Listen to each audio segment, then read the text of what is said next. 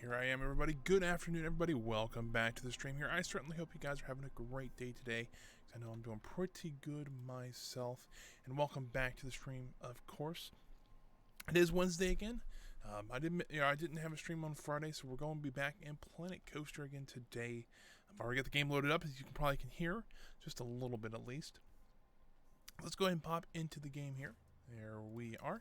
So if you remember from last time, this is part of what we built. This is actually going to be part of a backstage area behind, that is Shockwave. So it's behind that ride here. It's actually part of our main backstage area. Here's some of our warehouses that, if you were here with us last time, you did see us build at least this one. This one was already built in here. So what am I working on today? Well, I've got a couple ideas of what we can do, and it's all going to be based back here. The first one is actually going to be working on this building here. It's going to be kind of an L-shaped building, probably encompassing this general area that my mouse is in. It's going to comprise of, probably this section will be our money room, so this will be our vault and everything. Probably just be an exterior, probably won't be anything special building, but then we're going to have our security and kind of our park jail over here, and then probably some other smaller offices off to this side. So that's kind of the first idea I've had. I would like to kind of complete this parking lot over here, just kind of make sure all the sidewalks are around it and things like that. After that, we've got a couple ideas we can move on to. The first idea would actually be moving either over here and start working on some of the shops over here. This could be ride maintenance, carpentry, paint shop, and there was another one, HVAC. Those are the 4 shops I wanted to put back here. Or I can actually start moving down here, maybe do the landscaping department or the wardrobe department, which is going to be on this corner. So we have a pretty good idea. Let's go ahead and start on this building over here. So the first thing I want to do is actually create, we've already got kind of the space. If you remember from last time I was talking about, usually they have a space here that when an armored truck pulls in, they actually have a fenced off area to where, they'll have security guards around here, just to make sure that nothing gets stolen or anything like that. So the first thing I want to do is actually kind of create a overhang area, just to facilitate a little bit more, protection and things like that, as well as I do want to make almost like a double door area that they can come into. So let's go ahead and just kind of lay out the building first to kind of get an idea of how we want to do this. Now I know this building's probably going to be stucco, just by how most buildings are in amusement parks. They use stucco both in the park and outside the park. But I'm thinking to actually use this metal alloy, and let's make a small one, so it's not going to be a huge part of the building. And I bet you $10 I want to custom rotate this. All right.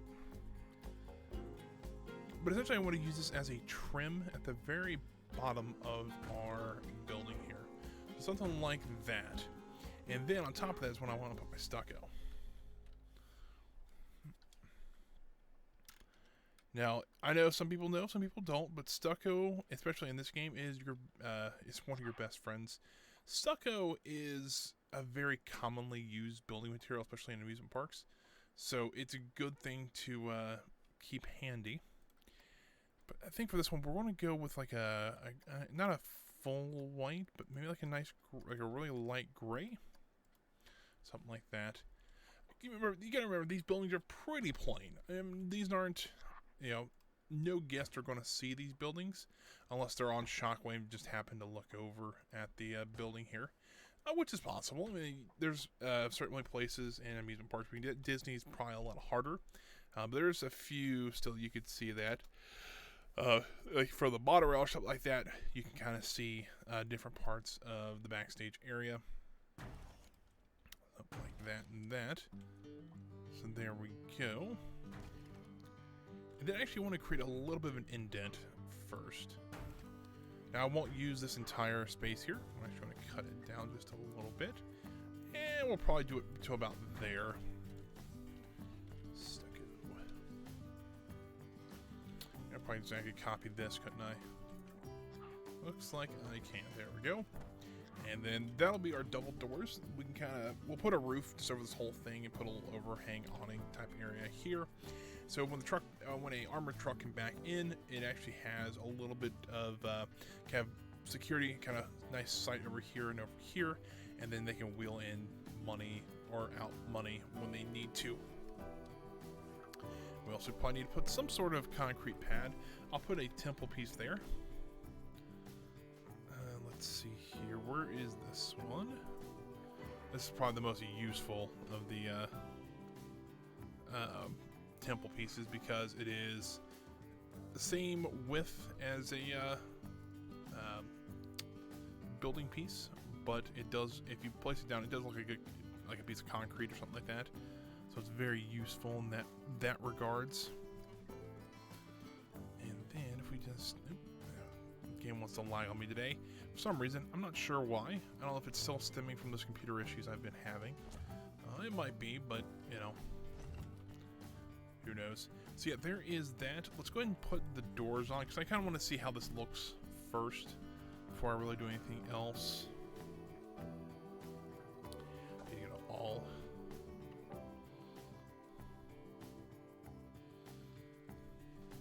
I really don't want to use glass doors because that would be a bit of an issue. Not sure what I'm not sure what that's supposed to be, but it didn't look like it was doing much for me. I really don't want to use wood. I was kind of hoping to find something. I mean, I kind of like the firehouse doors. They're just massive.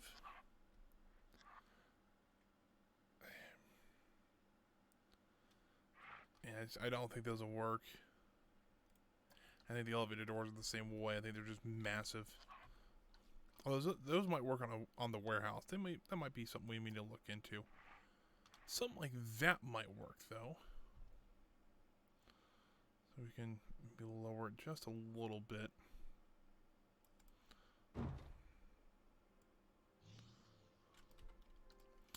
Gotta turn angle snap back on. Alright, well, let's try that again. Angle snap.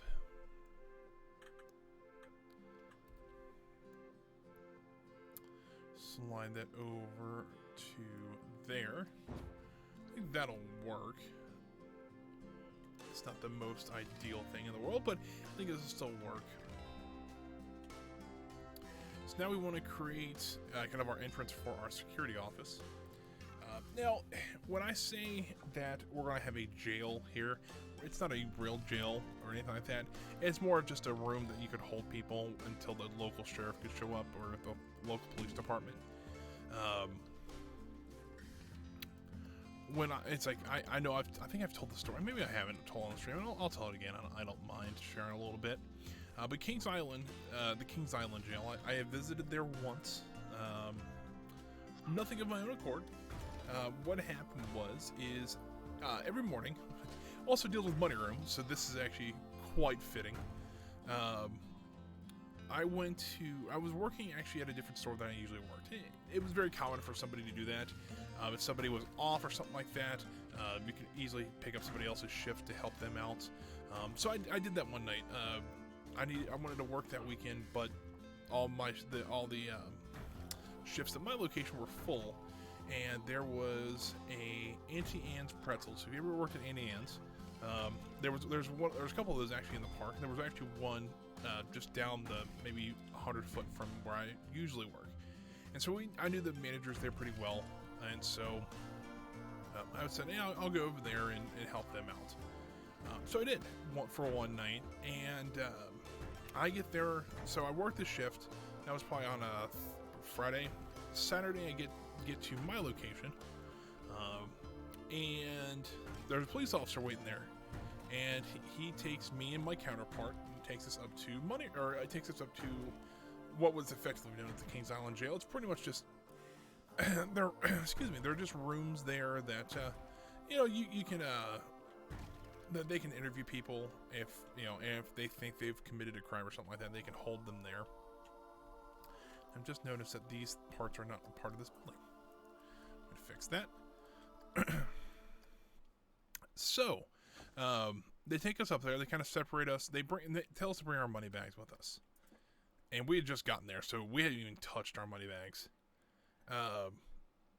And it was actually a police officer walked in. So, and you also got to remember, these guys some of these guys are actual police officers, some aren't. You can kind of tell these guys were. And he had the full accompaniment, had a gun, tasers, everything like that. So, at this point you're like, all right, something's going on. So he asked me what I was doing the night before.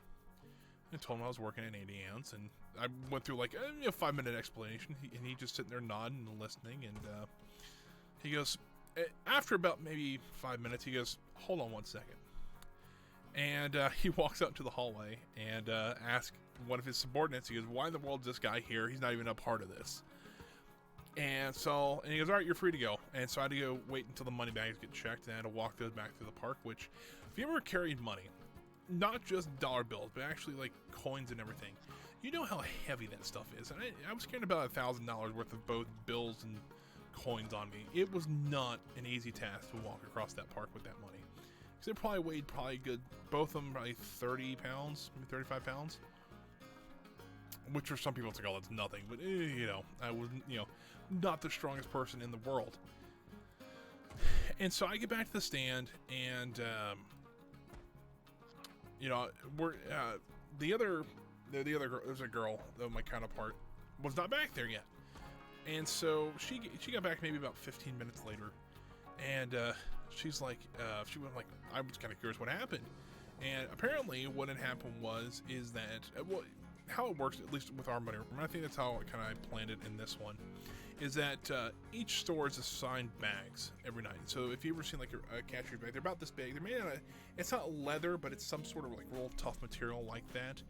And they're zip tied, or they're zipped, and then at the end of the night you actually can lock them. They actually have a built-in lock mechanism to them, so you can actually lock them up. But there's numbers on them, and then they assign those numbers to each stand. Well, the problem is that one of those bags went missing, and a cashier's bag, and usually those are about $200 for what we used to do. And there's some stands that were a little more, a little less, but ours were $200, and one of them had gone missing. And I was not there that night, thankfully, but it was still an issue, and I was still a supervisor there, so we still had to kind of figure out what was going on. And so we were sitting there, trying to figure out where it went, and we looked through the stand and everything and all that. Couldn't find this bag anywhere. We actually had a specific location for these bags. We actually had a locker, or not a locker, but a lock box that we used to keep them in, and it was padlocked shut, so there was only 2 keys that could open it. And one of them we had, and the other one our area manager had. I think that's how it worked. So we don't know where this bag went, so we're like, all right, well, we can't find it. We're going to go on with our shift. Kind of like, and we'll worry about that later. So we get, I'm trying to think when it was. I don't know if it was the next day or 2 days later, something like that. I was talking to my counterpart again. She goes, yeah, they finally found that money bag. Yeah, apparently it never left money room. So what we think happened, and I'm not going to blame her for that, because she was, I think, if I'm saying, she was newer at the time when this happened, so I felt kind of bad for her. But I think what had happened was, before we left the money room, we had to actually count the bags of money to make sure that the correct amount of money was in there, because that could have implications, for the associate if it wasn't, and no one caught that before they gave it to the associate. So we had to count them. So we'd take all the bags out, take all the money out, make sure everything was there, and it usually took maybe about 10 or 15 minutes. It was a pretty lengthy process, and they've changed that now, but I think that system worked a little bit better than what they have now. I don't know if I like those windows a little bit, not what I'm thinking here. But that's how they did it. And so what had happened, I guess, is that while she took them out of the bags to count them, one of them slipped out of her hand, or slipped out of her pile. We usually kept them in small piles, and fell behind a safe, and fell behind and under a safe. And so nobody saw it, and so it was just left there, and it never left money room for 2 or 3 days, however long it took them to find it. And it was kind of funny once we figured out where it was and everything, and we got it returned, turned back in.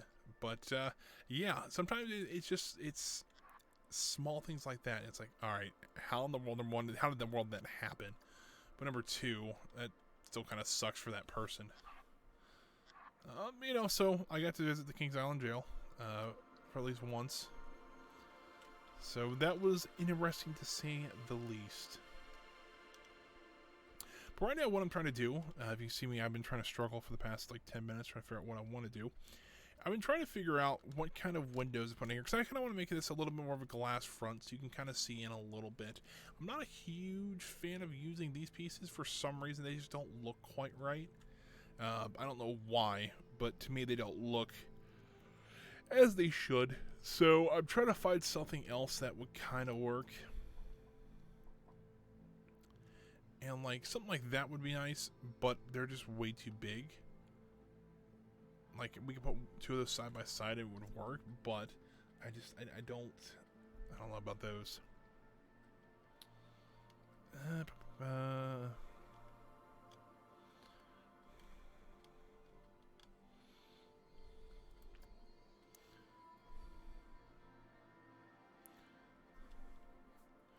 mean, I guess I could do something like that. Maybe, maybe not.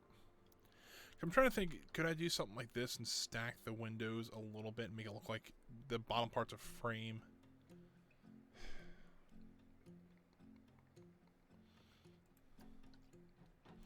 We could always do barred frames, but I think I want to leave that alone for right this second. So I'm kind of dividing up the building a little bit. So I got a feeling this would probably be your full money room. So we're going to need some sort of entrance on this side so that associates can come in and get the money and everything. So essentially this would be the vault. So if we cut this off here, this would be the vault area. And then so you guys can walk in and out, and then they would have some sort of cash area here with probably 3 or 4 windows that people could come in, get the money, and walk back out. So I think this side is where we're going to actually put our employee entrance.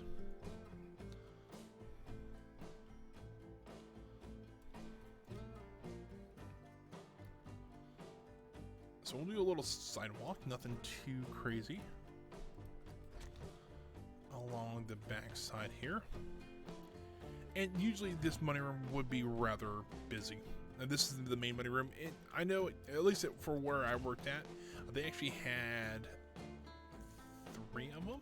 They actually had 3 money rooms.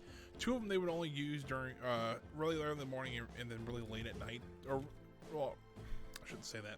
One was actually in our water park, so the water park closed at 8 o'clock. So that would close at 8 or 8:30.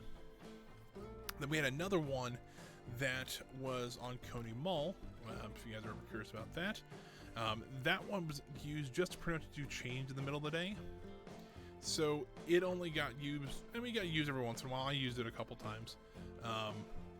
And then essentially by like 3 or 4 o'clock in the afternoon, it was pretty much done for, so we would close it up. So nothing, exciting there. But then the main money room was open pretty much 24/7. So this is the employee entrance. So this is how the employees will actually come and get their money. I'm gonna have to have another door, probably, hold on, right here for the for just the normal like money room workers to get in and out. And I'm thinking to use a different style of door just so that it kind of differentiates it from that works perfectly. Kind of differentiate it from the rest of them because it kind of makes sense. And then we need some signs. I'm kind of doing kind of both detail and structural work at the same time, just to kind of get an idea of how I want to do some of this. Because I really didn't have too big of a plan going into this one. But, that is just fine. Looks like I'm going to have to go over scenery and get the one I want.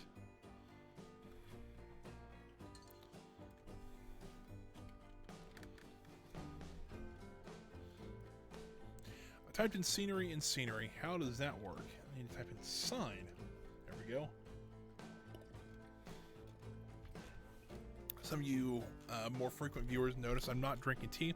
It's over here. It's just off to my left. I just wanted a cup of coffee because, you know, why not? So I think that I'll move over that here in a bit. It's nothing too crazy. So I'll type in money room, because that is where most people go, I would say. And I'll be honest with you, I've never actually, like, so I've only been into the like a lobby area, like this area, what we consider. But I actually knew a couple. You work there enough, people get to know you. But I really don't know how big their vault was. But if I had to guess, it probably held well over $200,000 or $300,000. If I had to guess, probably easily that on a daily basis. You know, that seems like a lot of money. But you got to remember, there are some days that we can make that, you know, easily in the amusement park. And so you have, you know, it's a lot of money. We'll just put it that way. I don't know how much exactly, but there would be quite a bit of money there. All right, well, I kind of like the shape of this building. It's a little bit different than I was thinking originally, but I think it'll work. It's not like it's crazy different. Now I'm kind of curious what could we do to really kind of make this building, you know, kind of pop. Do we have any windows or anything like that over here? Not really. They're mostly the broken windows. I'm trying to think what kind of windows they have. I'm wondering. Well, I don't think those will work, but let's try this. It's actually shop.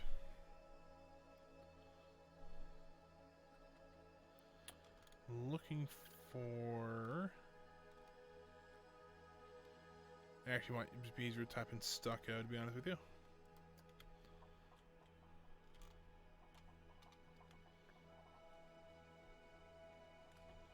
I'm wondering here if we did something like this. If I pull that back out. Hold on. Let me try this. Because if we remove the walls there, I mean, it'll look like brick, but I think we can make it look like the windows there. I'll have to use the single windows. I figured the double windows would work, but I guess not. But it also lets people... So I guess we can fix that pretty easily.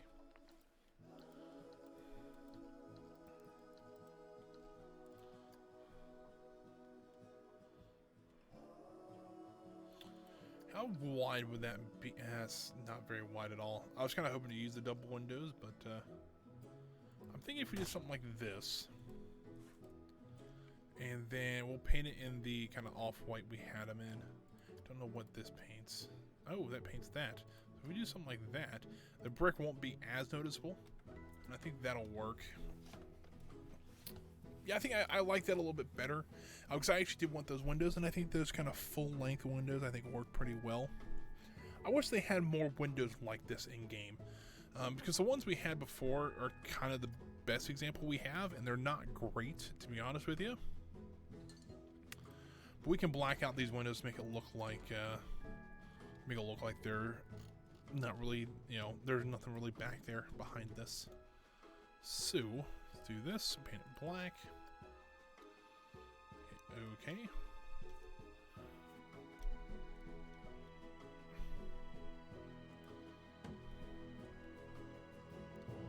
Like that and like that. That looks pretty good. Can't really see into them now, which is kind of the whole point. I wanted to look like there's windows there, but maybe nothing in there. Alright, so what do we want to do now? Well, why don't we work on a roof? Because, you know, really these buildings are very basic. most of your money would be poured into the amusement park itself, but you would still want to have you put some money back here, because I think that's one of the issues with some parks that both on Planet Coaster and real parks is that they put a lot of money into front house stuff, so rides, roller coaster, rides, shows, and like that, and that's where they make their money. But the problem is some of these facilities that they have are now 30, 40 years old, and so you're getting that's what you're telling your employees, that they're they're the ones that really matter to keep the park going, and then you give them stuff like just some odd stuff. And so to me, I always thought they should invest more into some of the employee areas. And they don't have to spend half millions of dollars or anything, but a new staff room, some more modern amenities like that, I think would help, would go a long way. And in helping to, number one, keeping your employees. That was one of the biggest issues we had at Kings Island, is trying to keep people. Kind of the problem is that you would have workers quit because they got burned out so quickly because we worked so hard. And that was partially true, and we did work quite a bit, and we kind of expected our employees to do the same. The problem is that some people are motivated more by other things than just making money. It's sometimes they want to have fun, and it was a fun job. I'm not going to say it wasn't, but we had some issues with just we would work. When I first started there, we could work up to, we didn't really have a limit, so people were working 60-hour weeks some weeks, and that's way too much for a person. I should say it was more than 60 because they capped us at 60. But there were some people I knew who were working 80-hour, 90-hour weeks, and they essentially they would almost sleep in their cars because they didn't have time to go home because they worked so much. And it gets to a point where it's like, all right, that's a bit much. And so they did have to they limited the hours eventually to 60 hours a week, and they enforced them pretty well. But then you also got to worry about not having enough workers at that point. Let's see what this one looks like. All right, that one's not terrible. I think we could do something like that, even in that, maybe a little bit darker color than that.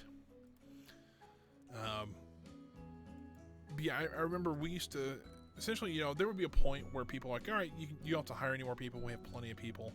That never really happened at Kings Island. We always were constantly hiring people because we knew that people would just leave, or and it wasn't just that people would leave. It'd be like, oh, they're going back to school, or they didn't like the job and they were getting burned out on it. And I don't know, it just always kind of frustrated me a little bit. It's like, we could keep these people, but we really don't have the greatest stuff in the world to keep them with. And it's not to say they didn't do stuff for their employees. I remember, they would always have ride night, which ride night was actually kind of a fun thing that they did. So essentially what they do is that they would have all the full-time personnel, usually ride people, would go out and start 3 or 4 rides. And usually it was some of the bigger rides. I would imagine, I know one night it was Diamondback, Beast, and Mystic Timber. So there was the 3 big coasters, and they were all right next to each other. And then they would hand out pizza and drinks and stuff like that, and you can ride for 4 or 5 hours straight. And this would be like 1 in the morning, and most of us had to be back at work at 8. But we did have fun doing stuff like that. I know we did something called the Merch Olympics when I was there. The Merch Olympics was essentially, it was a idea that it was kind of like Olympic Games, but it was all for merchandise task. They did have like opening ceremonies and things like that, and we had a closing ceremony.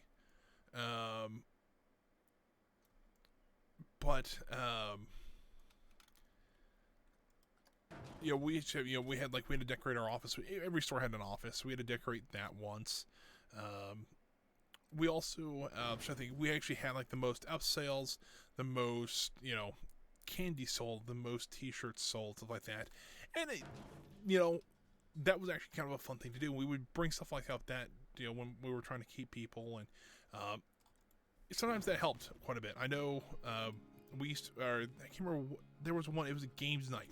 So as employees of Kings Island, we could not play any of the games at Kings Island. And that was just one of the big rules. That was and if something that if you got caught doing, you could get fired for it, which is kind of one of the weirdest ways to get fired, but it happened. And so that's why we had to kind of enforce it. But there would be one night of the year that we were actually allowed to play games, and it was on games night. And games night was it was like a competition. You would actually get together with your associates, and we, like, you know, I think we had 2 managers of the 3 that went that night. I think the third one was out of town, so it was me and another supervisor, and then we had probably 10 of our associates show up, and so we had a blast for, it was like 3 or 4 hours, and it was like 2 in the morning when we left. And yes, we were all tired, and we all had to go. We pretty much all had to be at work the next morning. Yeah, that was stuff like that we had fun with, and stuff like that is always something that you know, stuff like that I kind of miss. You know, that's just me. So I think we finally got our roof on like we want it, and now we gotta kind of finagle this kind of smaller section here to try to get it covered. Because I mean, honestly, if we can just get this covered, and there's another section over there we can get covered, I think nothing really too crazy on the roof. We'll do some roof details, like some vents and stuff like that, but I don't think it's going to be anything too crazy or anything like that.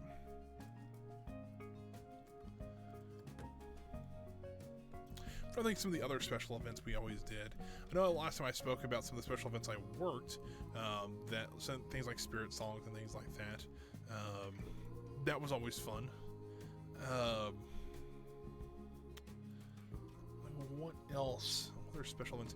We always did a Christmas in July shirt, which I should have worn. I should wear some more of my Christmas stuff for some of the December streams. But we had the one called Christmas in July where we actually decorated our entire office. That was when I was working in the office in Christmas stuff in the middle of July. And that was before we actually had our winter, we call it Winterfest. It's before we had that. And so, I mean, that was actually really, that was something fun we did every year. Or we did it for 2 years, and then we actually had Winterfest the next year. I remember because I know my family, we're not doing it this year, unfortunately, but we usually put up a ton of Christmas lights. And we're talking, you know, in a couple thousand Christmas lights. And I had all those just laying around, so I'm pretty sure every inch of my desk was covered in some sort of Christmas lights. And like I had a tunnel going just in Christmas lights that you could walk through and all that. So yeah, no, that was a fun experience. I remember they really came through with that one. So it was fun. You know, it was that was a fun experience. It's kind of weird this year because last year I had just, I'm trying to think, I had just lost my job 2 months before Christmas last year, so it was a little bit different. Was it last year? Had it been last year? And then so this year I'm working an internship, so it's a little odd because the company I'm like I like the company I'm working for, but it's like, you know, you know, they sent me some stuff for Christmas, which was amazing.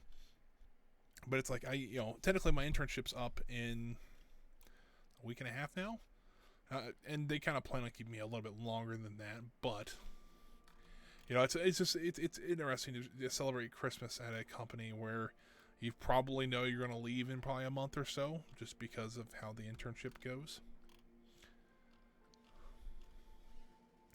So I'm trying to think. So we've got the roof now. I'm looking for some roof vents. I know I've downloaded a few. What's that? Alright, I don't know what this is, but I want to take a look at it.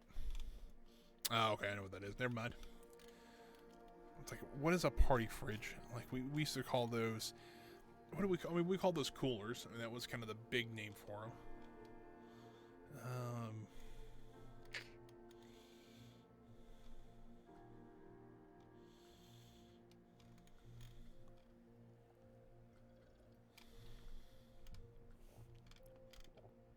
Did I just completely miss the roof vents? I know we have, like, I know I have them. I've placed them in the park.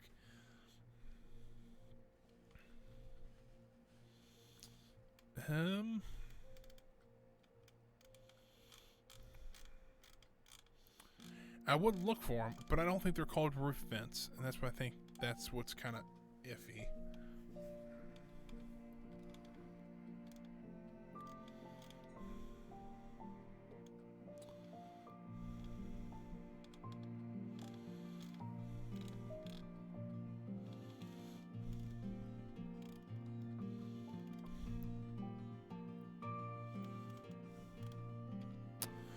I mean, this will work. I mean, this will be one of them. It's a little large, but I think we can still make it work. I mean, this could be just be a very old building, or maybe it was a warehouse at one time. I mean, that actually was possible at one time. I know where my office was, it was really kind of funny because there was carpet in most of it. Where my desk was, it was tile. Oh, there's the vents I was looking for. So we can actually use these. That was the odd thing. It was all tiled off, or it was all tile, and I could not for the life of me figure it out. And I was talking to my dad one day because he used to work there, and apparently what it was is actually the office that I was in used to be the old employee cafeteria. And so that's a little large actually for that building. And so where my desk actually sat was at one point the kitchen for the employee cafeteria. So kind of made sense then. So they do reuse buildings actually rather often. So, you know, I wouldn't put it past them for doing something like this, or they'll have some, like, you know, these looks like older looking vents that may be for, you know, a kitchen or something like that, to actually be on the money room or something like that. And I'm going to put a few on this end here. One more there. And there we go. I actually want to put an aircon. I think it's called aircon is what we're looking for. It's one that's kind of built into the game. I think we can kind of use that. Let's go to all. Type air. Oh, there they are.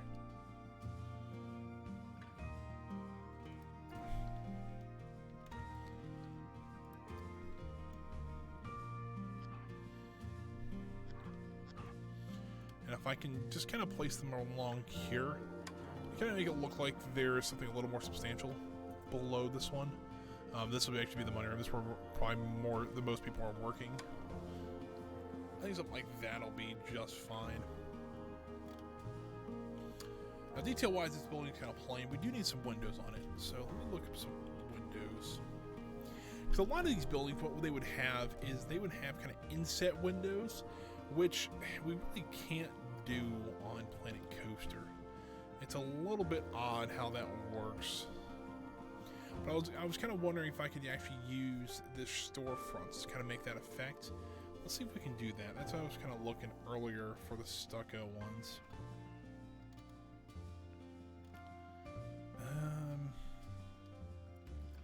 So essentially you would use something like this. Those are way too tall. That's kind of the issue, is that some of the stuff is like way too tall for what we want to do. I need about half of it on top. Essentially, we would have to pretty much do it right about there, and it would just stick through the top there. So I don't think that's going to work. So let's go back to window.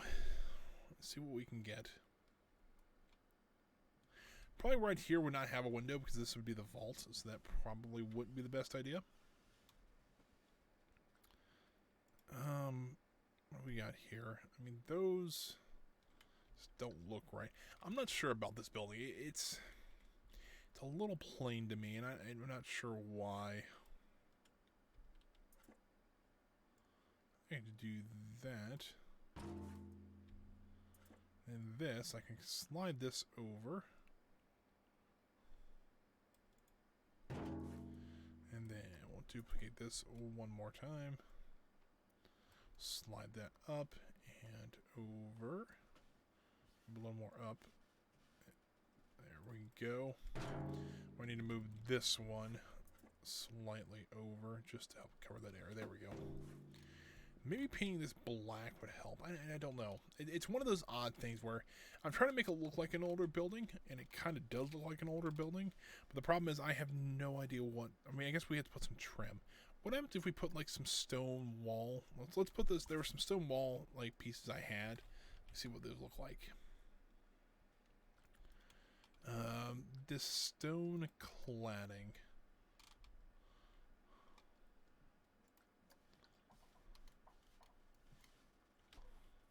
That's not what I'm thinking here. If I can use something like this. I think it's only a half meter. Okay. Number one, this would be taking a while to get this whole thing done. So let's do like a 4-meter section. That won't take us, but 30 seconds. And then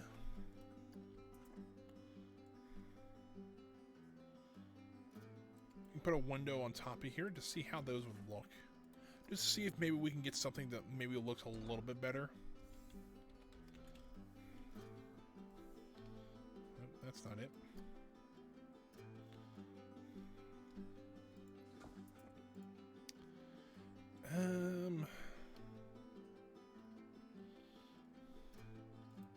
All of these castle windows would be, yeah, those look a little bit out of place.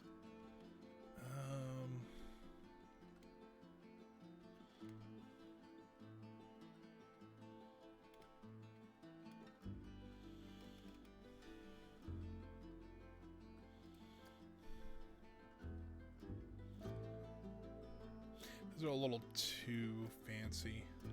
I guess what I could do is do something like this. I mean, technically this is a kind of a boardwalk-ish building.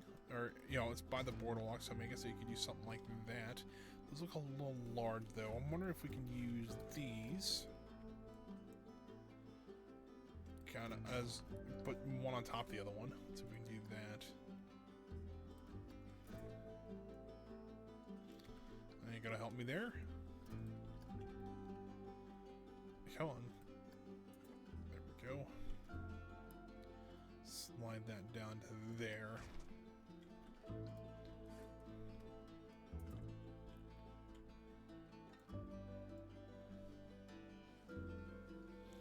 So let's see how it looks. It looks a little too big now. We do something like this. It's a bit of an odd effect, but let me see if that's because that's about the size of the window I want. The problem is that we really don't have anything else. And I like the smaller window panes. I want something like this. I mean, something like that, I guess, will work. We can use this.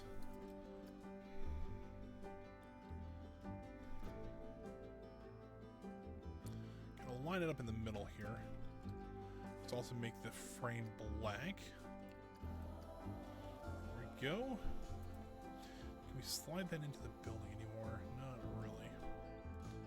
But I think what we also could do, kind of help set the building apart just a little bit. Let's go rid of scenery. We'll go clear the search results.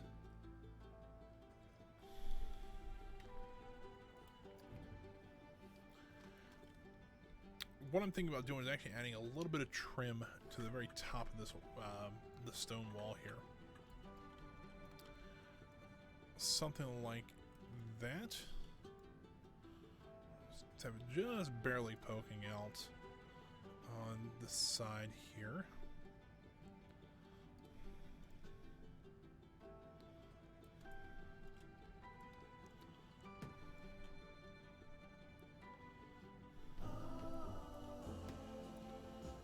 So essentially that's the piece we're gonna essentially copy over and over again. So it's gonna be 3 or 4 stone cladding. We'll do something like 3, that, and 1 of those.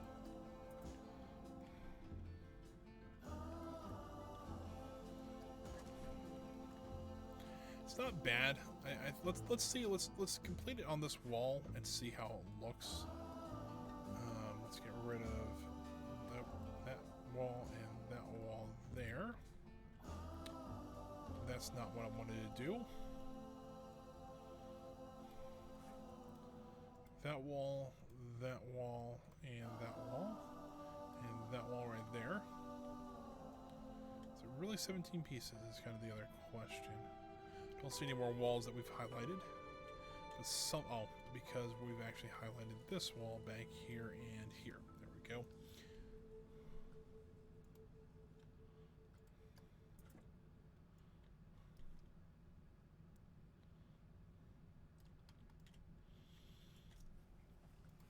Let's keep duplicating 2 of them down, just because it makes it a little bit easier. I'll try to highlight everything again and all that good stuff. One more section here.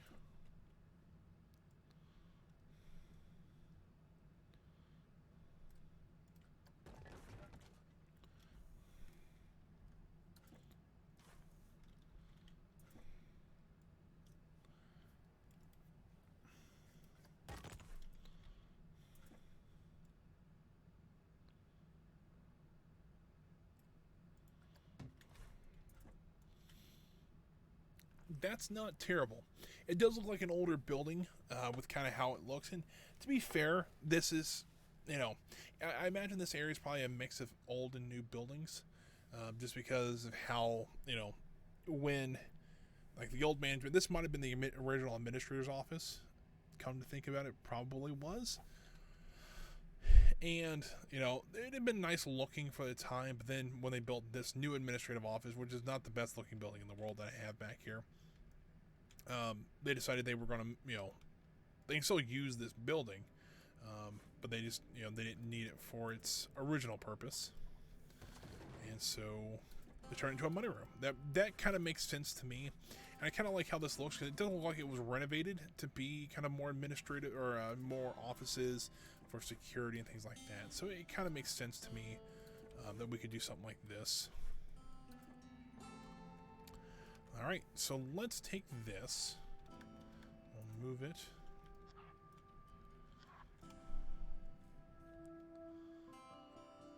Let's go ahead and edit this out and slide this back into place here. And then up.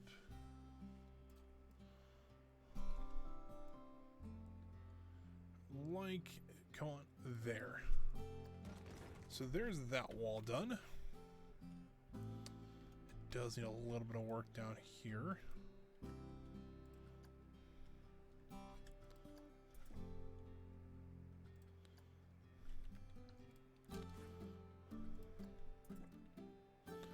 Why in the world is this piece the one? Oh, say why in the world is that piece out of whack? But I think it was just kind of both of them. They didn't like each other for some reason. Come on, game. This game has been having some issues, kind of struggling a little bit with the game itself. Not sure if it's just getting to the point where my computer's having issues keeping up with the game, which is possible. Because we're getting a lot of parts in here, things like that. I don't think we'll have, you know, going forward, I don't think we'll have too many issues. I mean, it might run a little bit slower than it usually does, but I can kind of work around that. That's usually not a big deal. It still usually looks okay on the stream too, so that's what kind of the big points are. It's like, it looks good there, I can deal with it, so.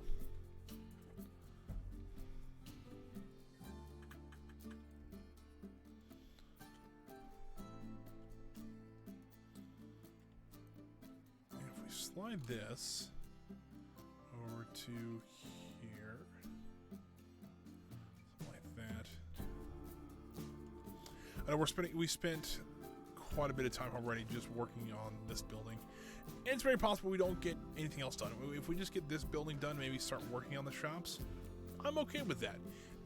This is not one of those series I need to rush through everything and get it done. I mean, this is also kind of me learning still how to play the game. I mean, I've put probably 400 hours into this game, I think, something like that, and I'm still learning. You know, you gotta learn new techniques and stuff like that, and how to make buildings look a lot, you know, look better than, you know, maybe they actually are. Like this one's a good example. Kind of have one idea starting. And there might be new people that, especially from like the console edition, who have never played this game and are kind of curious how to make it look better or something like that. So, you know, this is kind of this might help all of us a little bit somehow. Once again, they do not like each other, so let's see if we have to move them individually, which is okay. We'll do the same on this end here.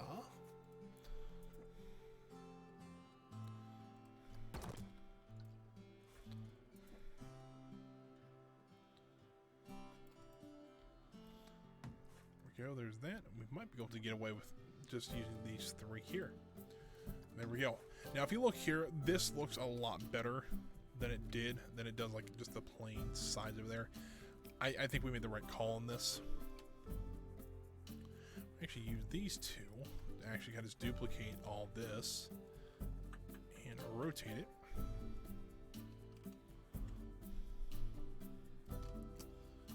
We can actually get a little bit more. There we go. Because I've got, I've joined quite a few groups on Facebook about Planet Coaster, and I've actually been seeing a lot of console players and some of the stuff they've come up with. It's actually pretty cool to see. So if you guys, I was actually kind of surprised, I guess, on how Planet Coaster would run on consoles. But it seems like it's working really well for them. So I'm glad people are getting to join this game on a different platform. But you see here, this is also kind of what I worry about, though, is that these super detailed parks, I don't know if you can really do those on a console. Unless they have a different rendering system or some sort of, like graphical processing, solution. I just don't think they, consoles aren't quite ready to run a game like this. Which is fair, because this is pretty intense on a computer just alone. And I'm not saying my computer is the best computer in the world, but I have a pretty well-built computer. I want to say, I can't remember. I know I've had issues with the RAM, and I think it's showing 24, but I think I've actually installed 32 on there. Somehow Windows reads it is a little bit odd. 6 gigabytes of graphical memory, or graphics memory, I should say. I don't know. Maybe that's just me thinking this. Once again, I keep forgetting we can't move those together. I want to copy and paste one more over here.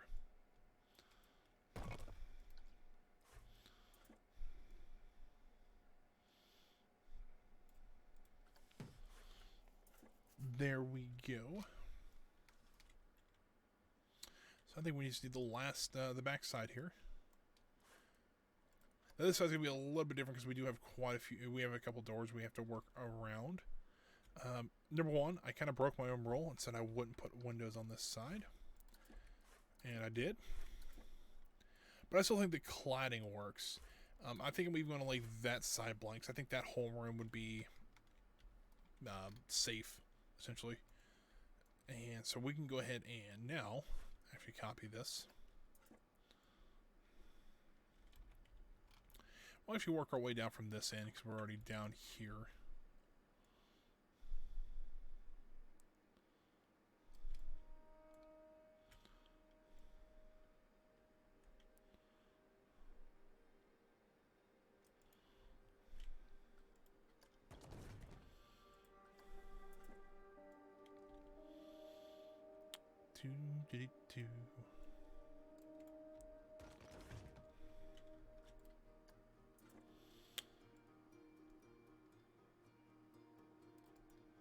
There we go, and I think I'll just put the cladding on the very bottom here.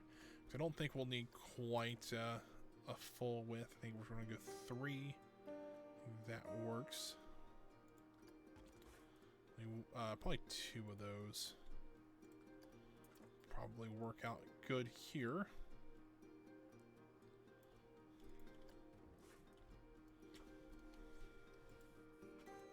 I don't know if we can move multiples of these, but we're going to give it a try. I think it's going to let us. Sometimes it will, sometimes it won't. Play nice. Looks like it's playing nice now. And then let's get the rest of the rock cladding along here. Come on. There we go.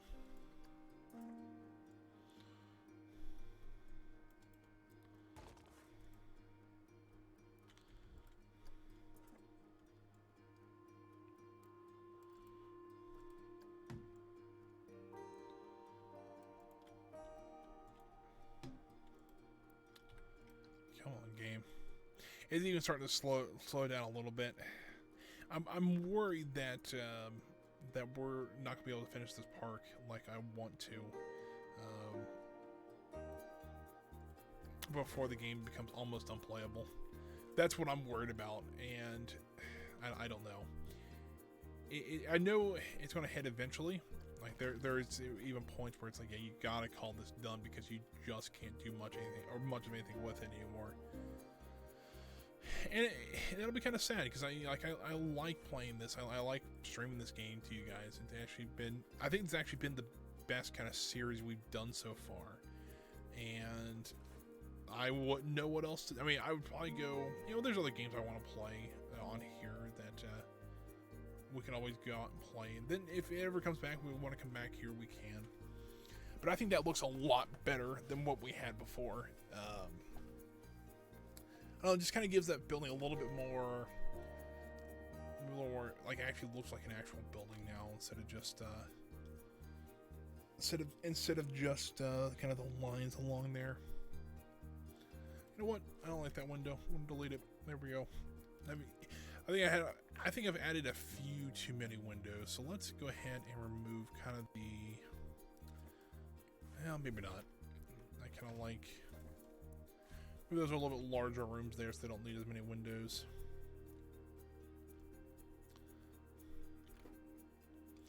Alright, well, I think that takes care of this building for now. If I come back and think of anything, I can probably add it, but I think for now, that's kind of a good little security office, and that'll be also our money room area. Once again, a little bit older, but you remember, these buildings are not the most... probably the most well-kept building. I mean, there might just be old buildings that we've reused over and over again. But there is nothing wrong with an old building like this. So let's work on this parking lot a little bit more. Let's actually bring our sidewalk. I don't think any of this is in a building, which we probably need to fix. Because originally... I don't know, because I actually started this parking lot before I started streaming this game, so it's been a while since I've actually worked back here on something like this. But, you know, it's... parking lots to me are kind of boring to build. I mean, I've built one. I built a couple, actually. Kind of one of the larger ones up on top of the hill so that our guests can park, and then this one here. Just, you know... It's just repetitive, unfortunately. Which, you know, fair enough. That's kind of how parking lots are. Let's see if we can get rid of all of this now. Kind of cut this back. I'm wondering, do we want to put... Oh, that's probably not fixable because of where the parking lot is. I'm going to try and delete as little parking lot as I can. Hopefully we can fix that really quick.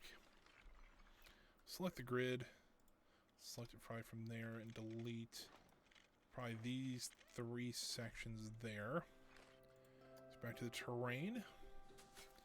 We can flatten that part out, perfect. And then replace the path. Select grid, that one. So we want there, there, and there. Perfect. Quick fix. I didn't think that was going to work, but somehow it did. Alright, so let's go ahead and complete the concrete around here. This is the administrative parking lot, so it's where all the full-time employees would park. Kind of the general manager, the VPs and stuff like that would park here. I actually get to park here once as an associate because I actually knew one of the full-time people. This is before he left the company. But he actually let me park in his spot one day because he was actually going to do that once a week. He was going to let an associate park in his parking spot just kind of as a reward. And so I got to talk to him one day, and I was like one of the few people I actually got to do it. And the only reason, and I think this is hilarious, is that is the year I bought my first Jeep. And so there was 7 or 8 of us that had gotten Jeeps that year. And so we just lined all of our Jeeps up. And there's probably 10 or 12 Jeeps in total, just from different people driving theirs that day. Just lined up in a row. which I thought was pretty neat to see. I don't have a picture of that. I should have brought one, or should have got one, but oh well, it happens. So now we've got this space kind of in here. Do I want to add more parking into there for like security or things like that, or do I want to add? I mean, I'm thinking parking would not be the worst idea in the world. So I want to actually bring this square. Actually, I'll bring a couple of squares. Actually up into. Hold on, I'll rotate this around. Into here, just so that I can have this area as your dumpsters and stuff like that. Which, you know, remember, that's actually kind of a big thing in amusement parks. They have quite a bit of room for dumpsters because you have to have. I mean, I know of there's probably 14 or 15 dumpsters dotted around the parks. Centennial Edge, how are you doing today? I'm not doing too bad. Just doing a little backstage area work on our amusement park here. Trying to decide what to do with this little area here. I think more parking, I think, would not be the worst idea in the world. Let's go ahead and do that. Alright, so I don't have any of this grouped. Why don't I have any of this grouped? Add that to a group, edit the group.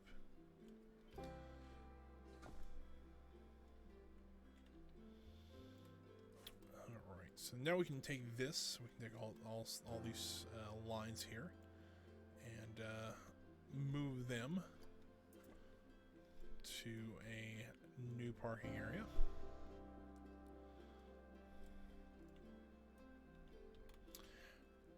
I might be able to actually get away with putting parking on either side here.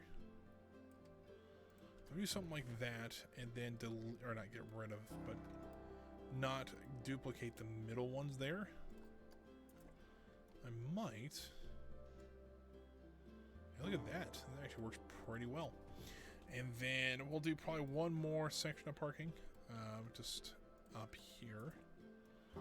This one I'm kind of eyeballing. So we're probably around in there. And we'll shorten this one up so that it doesn't stick out there. So there is that. It looks pretty good. I won't put any, because this will be kind of our road out. I guess you do a one-way system in and out. Which, if that's true, we need to put some arrows. I think we have some like arrows over here for road signs or roads and stuff like that. So let's take a look here, see what we got.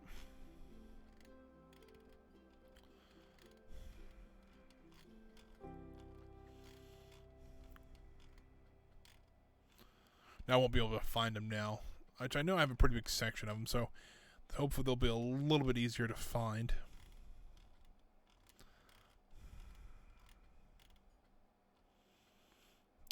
Here we go.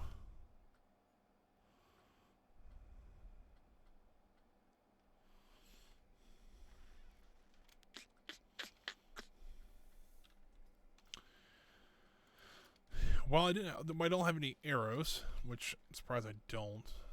I can actually add in a few of these around here. I do actually have some stop signs and things like that. Let's see how big this one is. That'll work.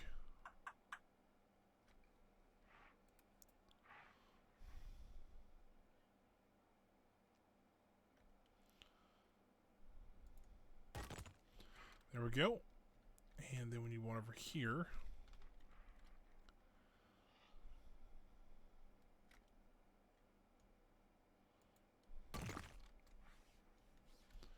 And one over here. I don't think I had these originally when I built this intersection, so kind of makes sense that I wouldn't have put it down. I think we'll actually put one over here as well. So let's grab our stop sign over here, and we'll make a duplicate of it. Rotate this around and put it here.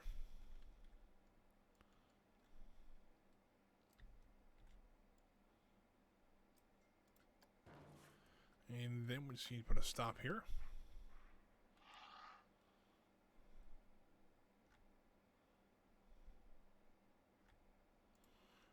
There we go. That looks pretty good. I know we really need stop bars in there, but I think having the crosswalks in there kind of show that, yeah, they probably don't need the stop bar there. So yeah, I think this is starting to look a little more like usable backstage area. You know what? We need to put another dumpster, a couple more dumpsters here, just to make it look like, yeah, okay, there's more actually it looks like there's, this actually is the dumpster area, and it's not just something I forgot to do.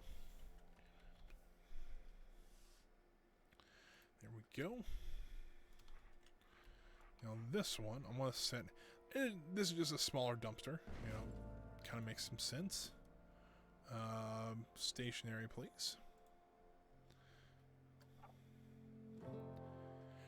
I'm going to pronounce this wrong. Is Lashes Lewis? How you doing today?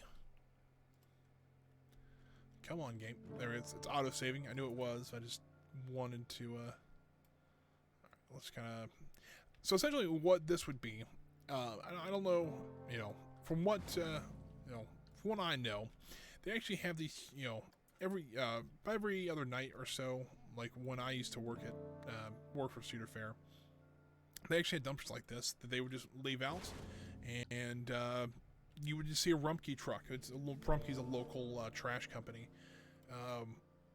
that would come around and pick those dumpsters up, and then usually they have two trucks. One of them would have an empty one, and one would actually just be empty itself. They would pick up, one of them would pick up the loaded one, the other one would actually drop off the empty, or drop off a new one. So that kind of got, it's a Lucas Lewis. Okay, gotcha. I'll try to remember that if I can. I'm not great with names, I'll be honest with you. Like me spelling palette. Could not do that to save my life. But also, I kind of want to make a pallet area back here. I don't think people realize how many pallets a park like this would have. And let's be honest with you, it's a lot. Because we're always getting food deliveries or things like that in a park like this. And so you always had different things coming in. That works pretty well. And so, I don't know, I couldn't tell you how many, alright, I can call you Lewis, that works too. I don't know how many of these we would have just stacked up somewhere, because we just didn't have, or like, we just either need them, we didn't need them at the time, or we were waiting for somebody to come pick them up, or what have you. And they would come probably once a week to pick up pallets. I don't know if anybody's seen, like, a truck with a bunch of pallets on it. That's essentially what it was. And usually we would just kind of toss them in the back. We weren't really great with them. These pallets are pretty durable. And they're also just wood, too. Lewis, thank you for the follow there, sir. I do appreciate it. That puts us up to 47 followers. We're getting close to our goal of 50 before the end of the year. And honestly, we really don't have that many streams left. I was actually kind of surprised. But I still think we can reach our goal of 50 before the end of the year. I know I've talked about this a little bit more, but if we do reach our 50 follower goal, we want to do a park-wide celebration here in Thunder Falls. I've got some ideas. I want to do a fireworks display because I've never done one of those. I'm going to have to learn how to do one of those. So, fun, I guess. I honestly can't say. But I'm going to learn how to do fireworks in this game, which I've heard can be a bit of a pain in the butt sometimes. I'm also hoping to have some actually like themed things in the park to kind of do a full maybe half a stream just based on that celebration, and then have the fireworks display maybe be like 10 minutes or so, which I think would be kind of fun.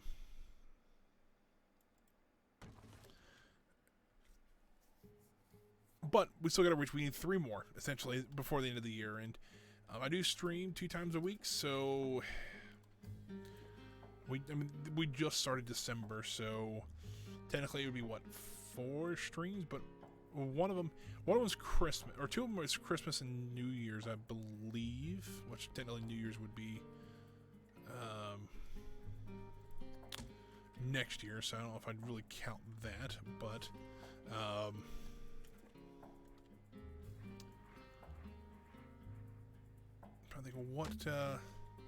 think how many would be left. So today's the 2nd, so there'd be what, the 9th, the 16th, and the 23rd would be Wednesdays. And then Fridays would be what? So it'd be the 4th, so it'd be the 11th, the 18th, and then next week would be the 25th, and then the 1st. So really, what we only have 6 streams left. So I won't stream on Christmas because that just, you know, probably not the best idea in the world. And I probably will not stream on New Year's because I will probably be very tired. Usually I don't drink or anything, but I probably will stay up and watch it and stuff like that. So yeah, so we're getting a little closer than I anticipated, but hopefully I think we can still get the goal. I don't think that's really a big issue for us at all. I think I want to wedge one more pallet in here. I think that's going to be it for right this second. I don't know how many people have ever actually had to move a pallet, but these things are surprisingly heavy. Like they can just, the unloaded pallet can actually be rather heavy. But, you know, you do it enough, you kind of get used to it.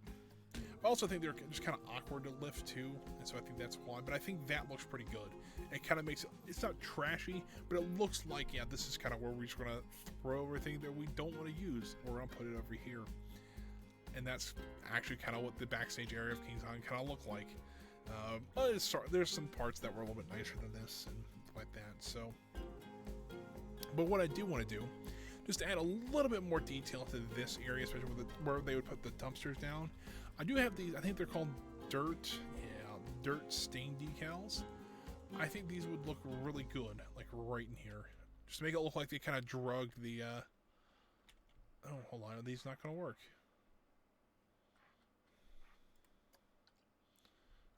This one's a little bit better. Oh, I think our path is too uneven for them. That would suck.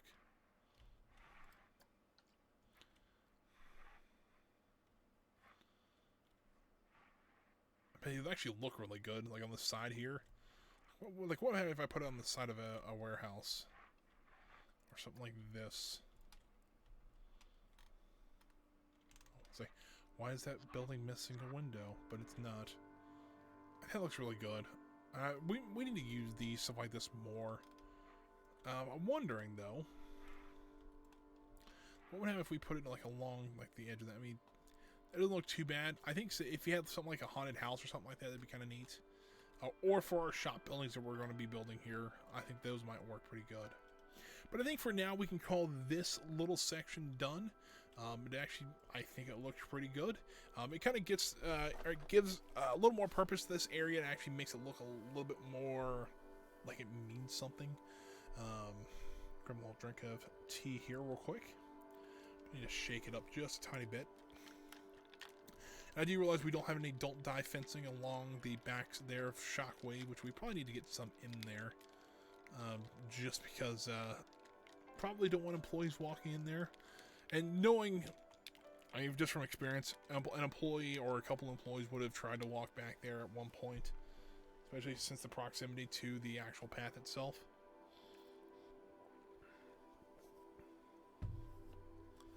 But I digress. We'll have to put some fencing up here. It usually won't be a big deal. I probably won't do that in this stream, but we'll figure it out. So, move on to this next section over here. I keep moving this thing. I don't think we're going to use it again, I'll be honest with you. And if we do, we can just recreate it. So I think it's time to finally nuke this thing. Make sure to get rid of a few parts.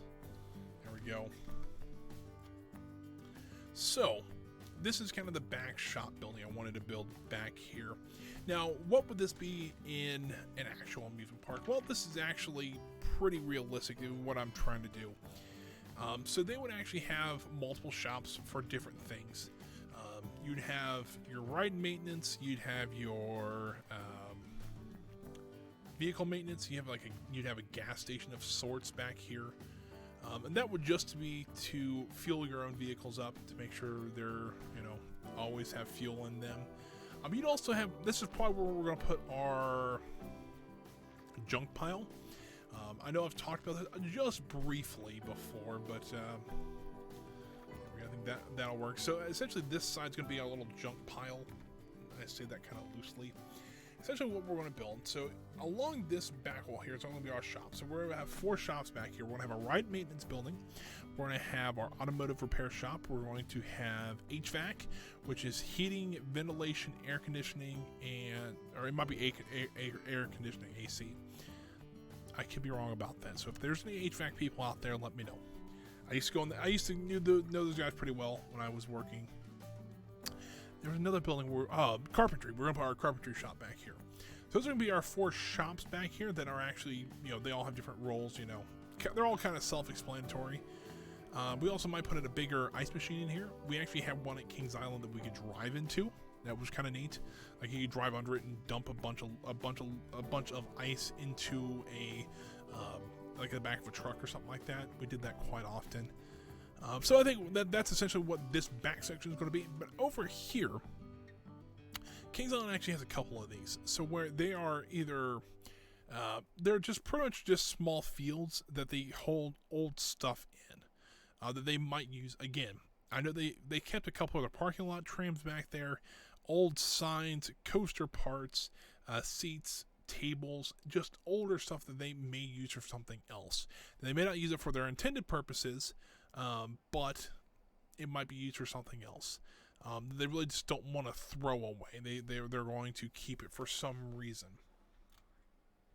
In the case of the parking lot trams, we actually have working trams here. But let's say one got into an accident and they can't technically, the frame got bent on it. Well, they could keep that car and then use the body panels that weren't damaged, the seats, some of the glass or the roof or something like that. So this is kind of what this area is going to become. It's going to be our little junkyard. And I think, let's do that. Let's start on that. I don't think, that's kind of a weird one to do because we can keep adding to it when we add new rides or add a ride or add a vehicle or something like that. I think I have some ideas of what I want to put back here. So I'm going to let's get this out. Number one, we're gonna put a fence around this because pretty much it's really kind of restricted on who actually gets to go back into these places. I've been past a couple of these before, but I've never been in one of them. So I at least for the ones like Kings Island, I've been to junkyards before that both dropping off junk and scrap or whatever. But I've also been there to pull parts for cars and trucks and stuff like that. So I think something like this will work. We'll go ahead and add these 2 things to a group so we can edit them a little bit better. There are different heights, but that is okay. This isn't supposed to be like a very great fence. This is just a fence that we had to put up because we didn't want anybody else getting into here. I'm wondering, can we make this look a little rusty? Maybe a little bit lighter, maybe a little more brownish color.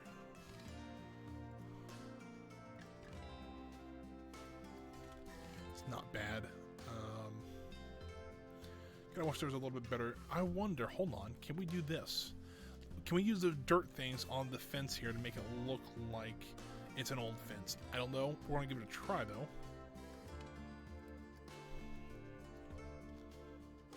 That's a little large. Get some smaller ones. I know we do.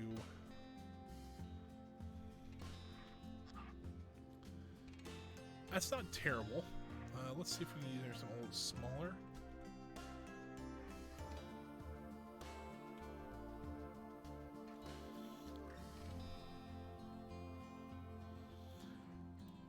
I'll be honest with you, it's not bad. It's could be better, yeah, but it's actually got a cool little effect to it that it kind of looks like it's just old. It looks like it's kind of old and dirty, and it still serves a purpose, but what that purpose is oh, that looks even better. I think coming from the bottom, they would actually look a little bit better. All right, so let's do what we'll do is we'll duplicate the fence a couple of times. You know, we'll essentially create this side of the fence, and then we will come back through with some decals and decal it up a little bit to make it look like an old fence. I went multi-select there. Let's go ahead and edit this. Also, I didn't say this before, and I probably should have. If I'm talking a little bit funny, I actually cut my tongue yesterday, which is a bit of an odd statement. What's even weirder is that I cut it on a peppermint. How I did that, I'm still not sure. But I did. I got a little bit of a gash. It doesn't hurt anymore. It bled for a little bit, but it doesn't really hurt anymore. However, it does. It got a little bit of a numb kind of.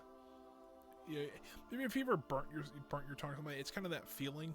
But like, there's also a cut there that's kind of not scabbed over, but it's still trying to heal. A weird situation, I know. But I know. I think what happened was, like, I don't know if anybody else did this as a kid. I know I somewhat did. But you can actually take, like, candy canes, which is kind of, you know, very good season for them. And you can actually almost sharpen those to a point. And, like, almost hurt yourself with them. They're not, you know, so it's like, ooh, it's not ideal. But that's kind of what happened, I got a feeling. I could be wrong about that, but, you know.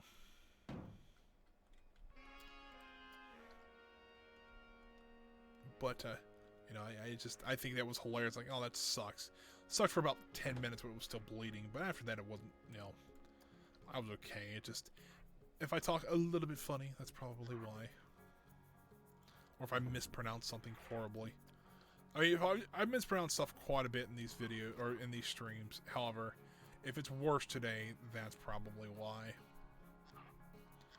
If we can use that one.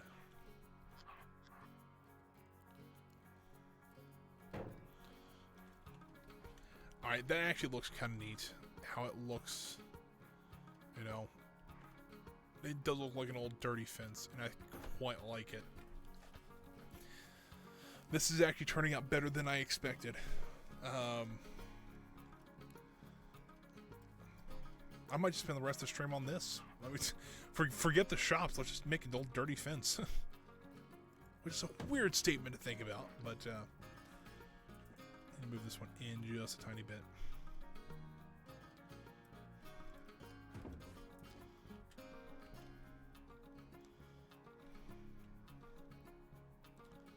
Come on, game. I know you can do it. There we go.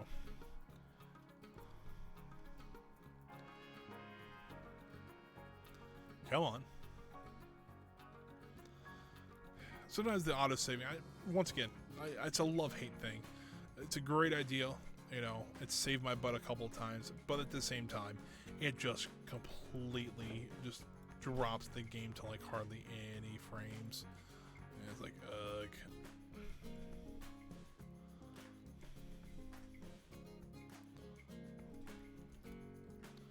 This one's a little bit harder because it's just kind of not as dirty, but. Alright, so I think that works out pretty well, and I don't know why, but I think this looks pretty good. Now, what I'm also going to do is come back through here with a few small bushes and make it look like it is an old fence. That's kind of the whole point. Because they all have like thorns and like this creosote. The creosote is what I was thinking of when I first, you know, I don't need a line to surface, please. Or at least right now. And let's, you know, kind of drop it down just a little bit.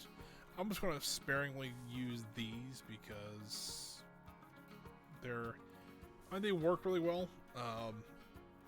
I mean, most of the time, this probably wouldn't have been very well kept just because of the fact that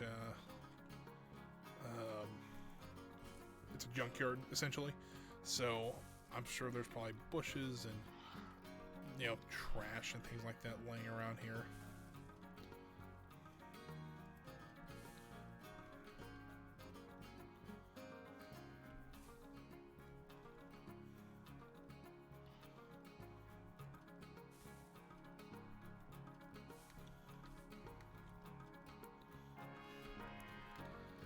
Maybe a little foliage, or maybe a little bush heavy in there. Let's see if we can remove that. That looks better. Now what we need to do is come back. I think we need to... This side, I might just put some... What in the world is that doing?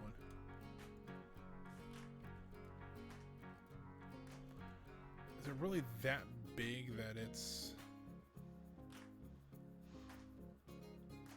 So it is. Alright, well, let's rotate it then upside down to... So it doesn't stick up that far. That's not too bad. So let's go ahead on this side here. It doesn't really show the dirt, but we're also going to put stuff along this fence, so I'm not as concerned about it. What we're going to do, we're going to put a car, or a couple cars back here. But we're not just going to put any, like, the sedans or anything like that. I think a police cruiser would do pretty well back here.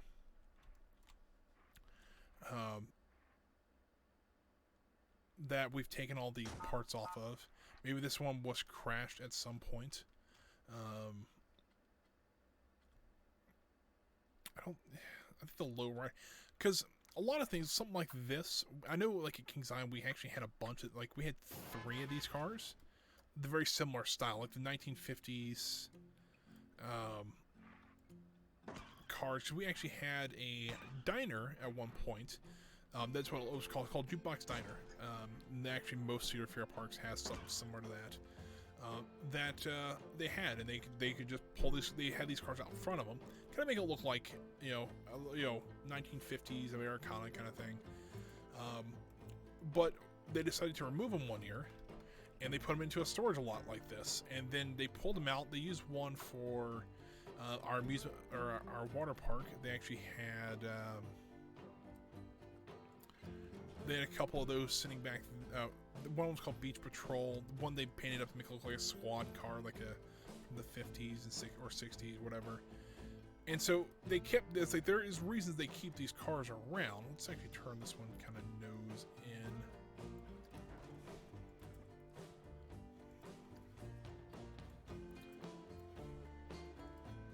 All right, wide the color take. Do a nice red car, if I'm thinking here. Maybe a little bit. Maybe this one's faded a little bit. Ooh, I don't know, maybe that, not that. Something like that, maybe. And then the top of it's kind of yellowed a little bit, because you know how like anybody's played with Legos or anything like that, you kind of know the older whites kind of faded to this yellow. And yeah, that's kind of how it happens, you know. Especially with cars like that. Let's do a little bit of the yellowing process on the actual paint itself.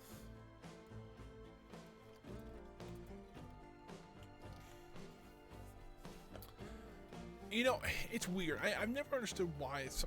Stuff like this I can kind of understand them keeping, especially if they want to do a themed area like that eventually. But like, why would you ever keep some of this stuff? I have no idea. You know, they could sell this and make, a good amount of money off of it. I know I've talked about before, but if anybody's seen I think it's like 2001, 2002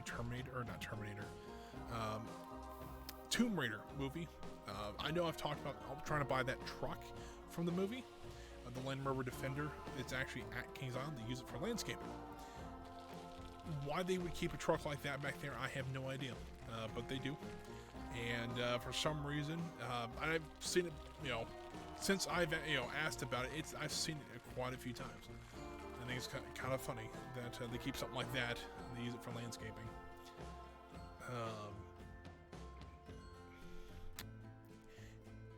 I'm thinking, what else can we put over here that would make sense? Like, putting a DeLorean back here, while I would enjoy it, probably wouldn't make any sense. Just for the fact that a broken airboat boat, I'm pretty sure that something like that would work. Just for the fact it just wouldn't make any sense to me. we put an airboat. Maybe that was from a ride. Maybe it was an airboat they used on the lake, and it finally broke down. They're like, yeah, we're just going to throw it back here. Which is probably more likely than anything else. There actually is another thing I want to do. And I think that this one's going to take a little bit more work, but I'll kind of show you. I've seen other people do this, and I think I quite like how they do it. So we're going to do custom. So let's do another.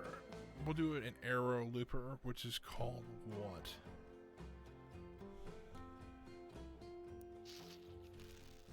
Here it is. So essentially what I'm going to do, I'm going to place down a station, and then when it comes up,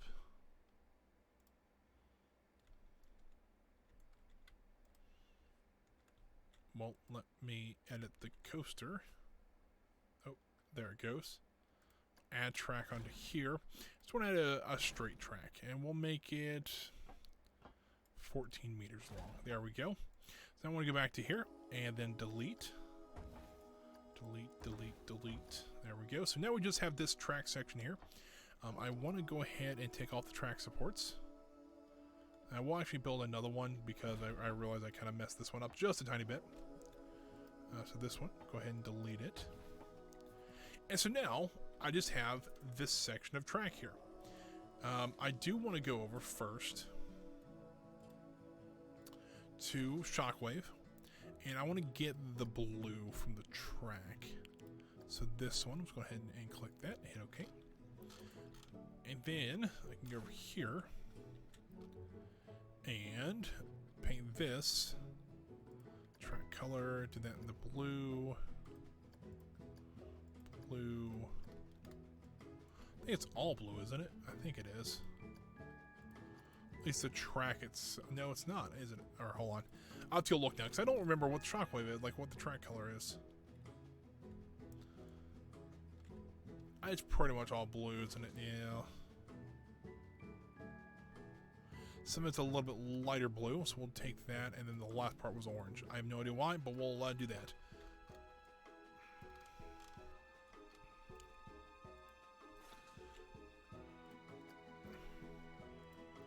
This will be the light blue. Oh, it's the top of the rail, that's why. Makes sense. Alright, so now we can do this, kind of move this.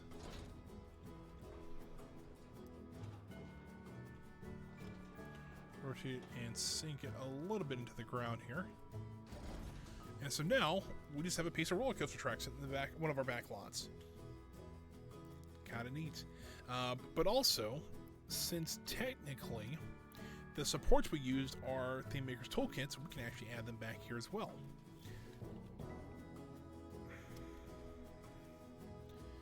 And so what I'm going to do is going to take a few of these, not a whole lot. I'll put one maybe there. Put maybe one of the triangles. Maybe the track's actually sitting inside one of the triangles here. And then I want to put one of these, maybe a little bit lower, which I have to redo the paint scheme on them because I'm pretty sure they're all orange.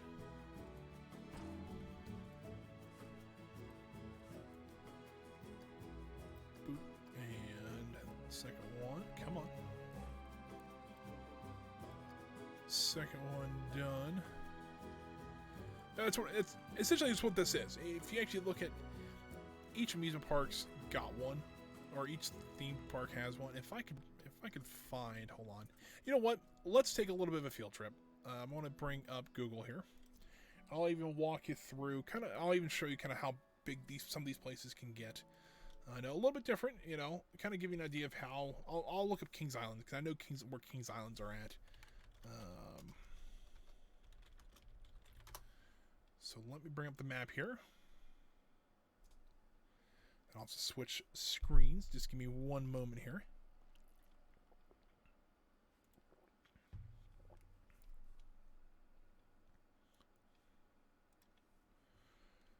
Let's see here. I'm going to bring up a monitor here. So there you go. Now you should be able to see the Google Maps of the amusement park here. And so, yeah, you can see pretty much the whole park. But if you look here, this is kind of the backstage area I'm actually kind of basing on. Let's see here. So you can kind of see here, this is actually where, you know, I spent a lot of time at. So, I'm trying to think here. So here's the food service warehouse. And then this is actually the human resources building. It actually had an office in here at one point. But you can see here, and this is some of the backstage areas here. You see how much junk they just... These are all just tables lying around. There's some old vehicles back through here. And this is actually... I've mentioned lots of the shipping containers. Here's actually some of the shipping containers I mentioned last time. Down here, and this is also kind of merchandise warehousing right here. Here's our HVAC building. One of the large air conditioners right there. Rides maintenance was here, as well as vehicle maintenance, because the gas station, I believe, is right here. It's a little hard to see. But you can see back here, this must have been during the off season, because there actually is some raft rides. There's some helicopters back here from certain rides. And then these are actually some of the warehouses I was talking about. So this is all storage for this, but this is also back here is kind of one of the bigger ones. So you can see this is just, it looks like a junkyard from the air. And that's pretty much all it is. If you look here, there's an old X-Base sign. X-Base was the place where they had, this is actually from this year. This is where Orion is now, and used to be where Flight of Fear and Firehawk used to be. So you can kind of see they have these huge lots of just junk laying around, just in case they ever need it again. I know this is a sign. This is the one this is the junkyard I saw most often. So yeah, you can kind of see there's old ride scaffolding here. There's like an RV back here. There's a wood shop. This actually is the carpentry shop, or one of the carpentry shops. And then you can see here, this is actually the Picnic Grove, and this is the water park. So these are actually really close to actual, the actual park itself. If I'm not mistaken, this is the one I was kind of hazy about, which, by the way, a lot of clearing back here. You can kind of see this is where our ride is. You actually can see aerial. This is actually, you can see when this was taken, they were just placing the first couple of pieces, which is kind of cool. The ride's actually done now, and was open this year. So, giving an idea of how this works. And this is where they're laying all the track out. But you can see here, they have these pockets of just areas they can put stuff in. If I'm not mistaken, also back here, this is also a little bit of construction they were doing. I'm trying to think where this was at. So yeah, here's actually the landscaping department, if I'm not mistaken. I know landscaping has a pretty big area back here. And then this actually is part of the housing for some of the employees. They actually have workers from outside of the U.S. that come in. Here's some more, if you were curious. I'm trying to think of what this is. I'm trying to see if there's anything special back here. I don't know what this building is. I'm kind of curious now. Kind of want to go back there. But you can see all the access roads back through here. But if I'm not mistaken, there was another one somewhere.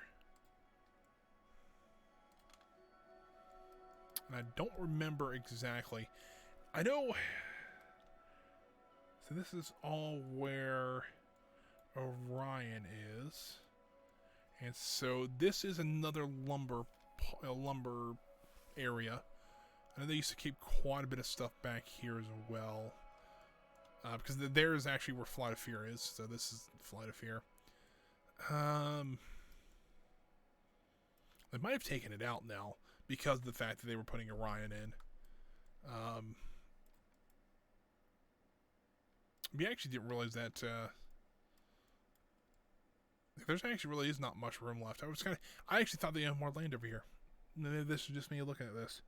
But yeah, there's other pockets back here, which this might have been where they kept the trams at one point, something like that. So you kind of get the idea, though, of what this park is, or kind of what what I'm kind of going for, I guess you could say.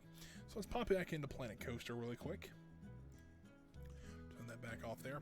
But you can kind of get the idea that, yeah, amusement parks have these little junkyards that they keep. But also stuff like this, they can also reuse some of this. So let's say we wanted to create a swamp ride that it was like a dark ride. We could very easily use one of these wrecked airboats, and then we can, instead of having to go find and buy one, we can just go pull it out of the junkyard, maybe even dent it up a little bit more, and then put it on the ride. It makes sense to have a junkyard like this. Why you have a police car here? Probably somebody wrecked it. You would not believe how many wrecks we would have at Kings Island. Just people trying to leave. It was not an uncommon thing to happen. Maybe once every 2 weeks, you would have at least one accident that you'd have to try to navigate. So, you know, it did happen, and often enough that you know, a police car like this could have been wrecked. And some of the police vehicles actually were on public roads. I mean, they were still road-going vehicles. There's nothing stopping them from doing that. So a lot of times they're just directing traffic on Kings Island Drive. They don't do it as much anymore because they redid the entrance to Kings Island and made it a lot better. At least in my personal opinion, some people don't like how the new entrance looks, but or works. But I think it works out pretty well. So let's run a fence along here. I think right here I'm actually going to put the entrance so that people can get in here pretty easily.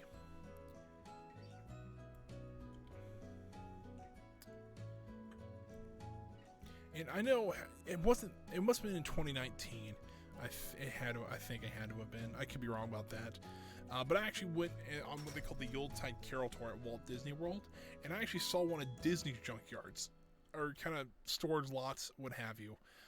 And that was pretty neat. And it was for somebody who had been to Disney or has been to Disney 23 times now.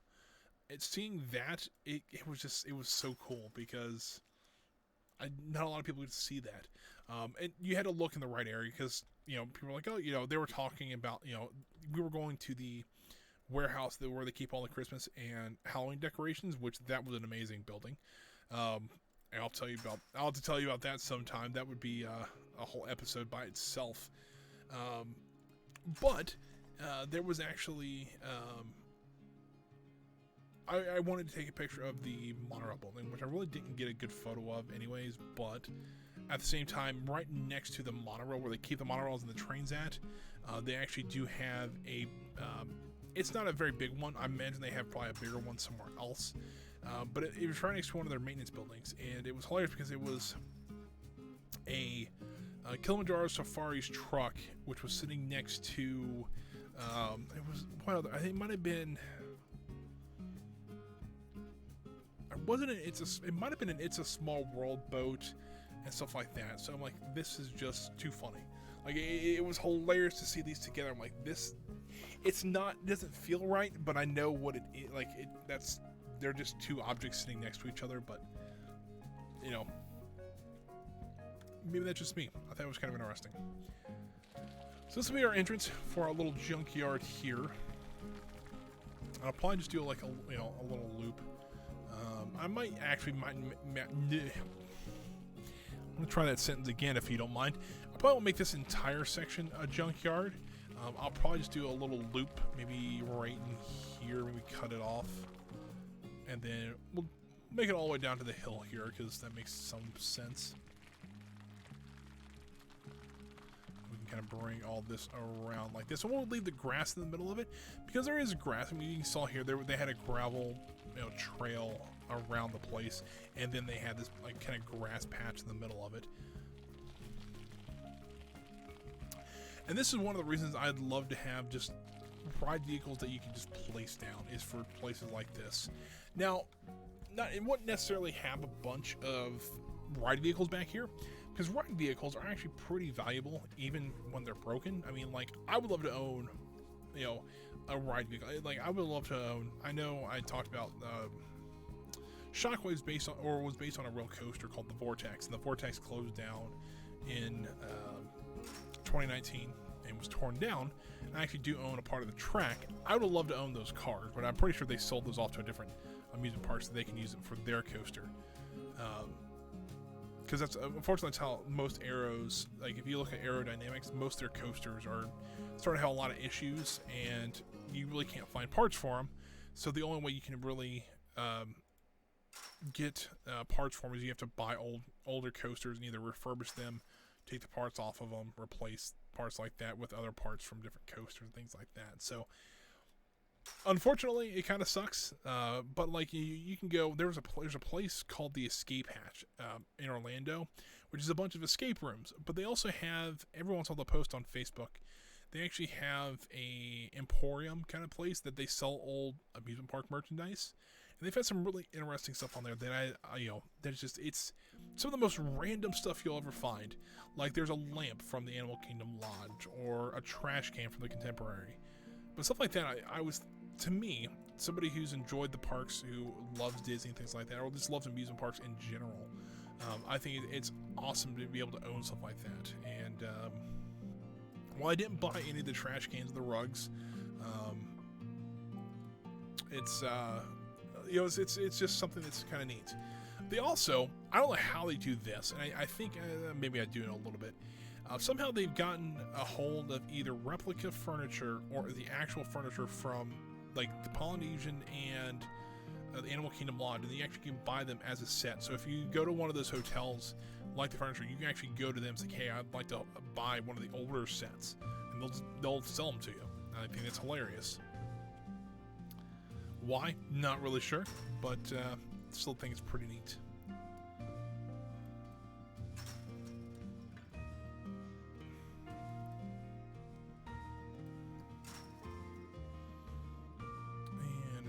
Is that. So this will be our little junkyard for Thunder Lake. Right now, a little sparse, but I think we can fill it with some other things too. Let's look at Theme Maker's Toolkit. Let's see what kind of other stuff. I know I have other things we could throw back here that maybe are just past their time, or we just don't have a use for them yet. Like I know there's a couple lawnmowers we could put back here. I guess we could use these. Like, I know these are just like seats, but we can just throw them along this fence here and make them look like they came off of an old ride that is no longer at the park, and or that we tore down, that we kept some of the seats on and we just put them back here for some reason. And we'll do one more, because I know for some reason this is just a little odd to me. But I know with Disney, they usually destroy their things. They don't sell them, they'll just get rid of them like that. They'll just scrap them or something like that.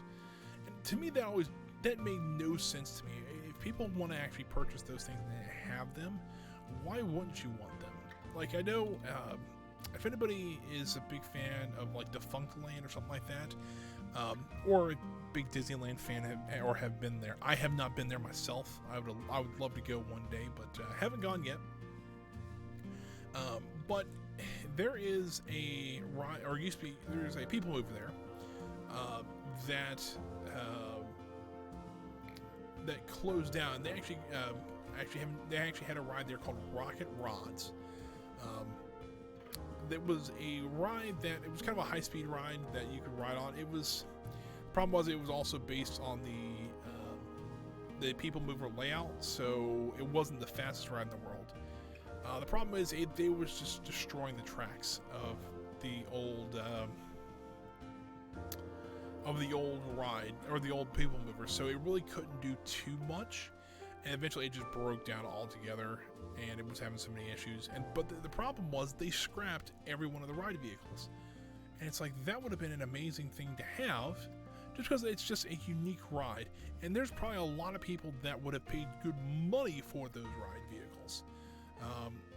I mean, imagine trying to, this would just be me, imagine actually doing a stream in like an old monorail car, or an old rocket rod, or I'm sure like what other rides, like an old Mr. Toad's vehicle.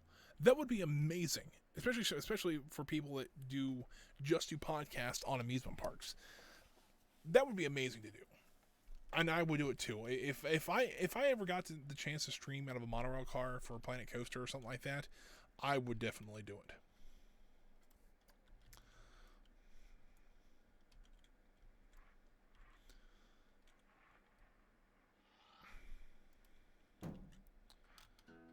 And let's see, what other things could we we'll put a parking machine back here, or why not? I'll put a couple of them out here. I should put these actually out by the actual entrance themselves, but I really don't have haven't really got the time. I haven't really thought about it, to be honest with you.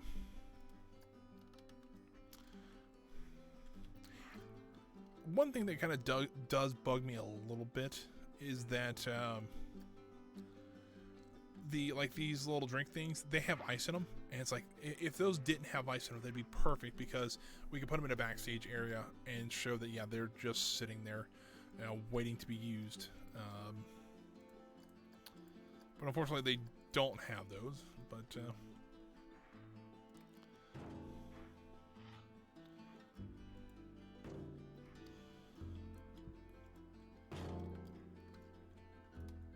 it's starting to shape up a little bit better. It's actually looking like, well, junk. Why we'd have some of this stuff, I have no idea. But like it's kind of the whole idea about it. I don't know why that mesh doesn't show up. It's a little bit odd, but all right. We can use some of these signs here. You know what?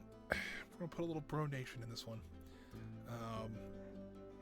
We're gonna put them on their sides because maybe we had like a Bro Nation tour come through here. Like I know, like when I used to work at Kings Island, they actually had things like ACE come through, the American Coaster Enthusiast, and so they would have big banners and stuff like that for them, and then they'd put them away, and maybe that's what happened when they had a Bro Nation meetup at Thunder Lake, and we just put their signs in the very back here so that we can save them for next year, or if they come back, you never know. I'll put one up like that. Just don't tell anybody on Bro Nation. Don't tell Mass Bandit. That would be a little sad if they figured out that their banners are kind of just in a junkyard. Be a big yikes. We'll put a couple other ones back here. I'll put the Gulping Energy because maybe these will also be signs like something like this we would probably use more often. But like Gulping Energy, something like that, we probably maybe we stopped selling it at the parks. We just eventually threw them back here, and they'd be easy to get to because you can just literally walk across the street and get to them. Or maybe the signs are old and they're torn somehow. I hardly ever use these signs. They're actually really neat signs, but they're just they don't really. I really haven't thought about a use for them. I guess I could use them outside of a restaurant or something like that to kind of advertise in the shop there. That one is a little bit off the ground there.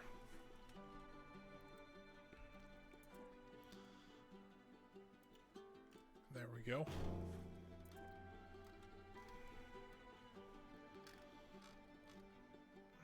Let's see if any of these work. I know some of them weren't working for some reason because like either a texture is missing or something like that. But that Vespa, funny story about it. It's not really a Vespa, but speaking of the part that amusement parks keep really odd things, I know Kings Island actually has a tuk-tuk. If you guys don't know what a tuk-tuk is, look it up.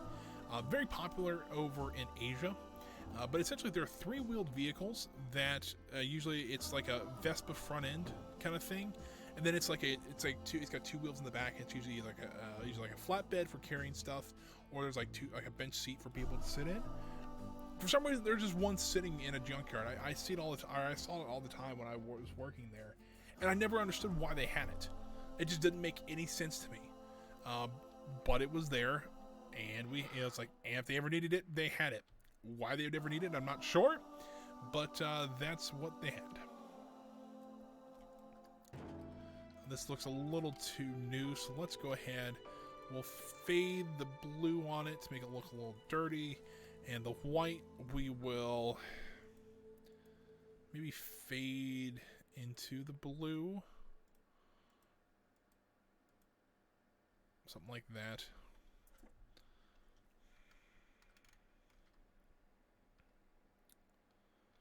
Some old soda fountains would probably work well, especially since we are, let's do a line to surface, see if we can actually do this. It kind of makes a little more sense because we actually just, there's a thing on Thing Maker's Toolkit now, it's actually a Coke Freestyle machine, which would make sense why we have all these old soda machines back here, because if we have the Coke Freestyle machines, we really don't need the old soda fountains. Not every location would have a freestyle machine, but fair. But I actually used to work on those. I remember when Kings Island got its first Coke freestyle machine, it was at Hank's Burrito Shack, and that's where I was located my first year.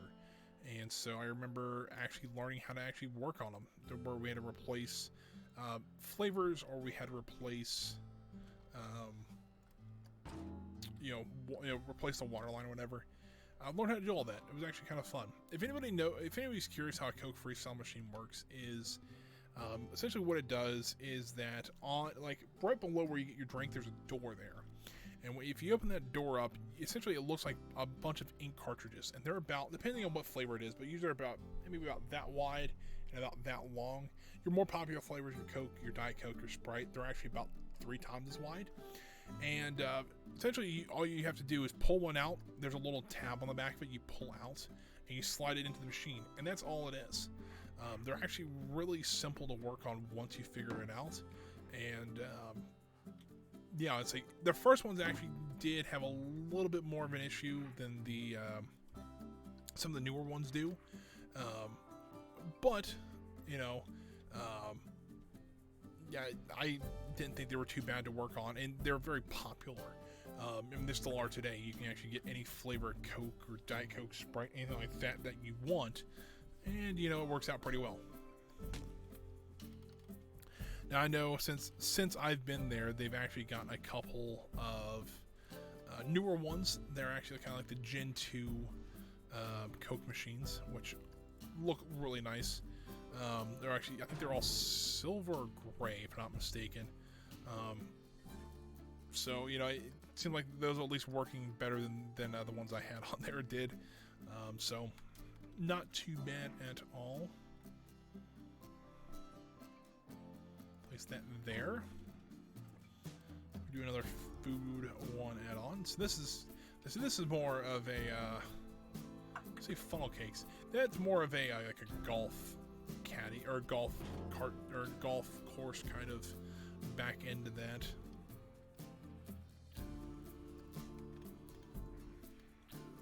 We start throw a few things over here. Why not?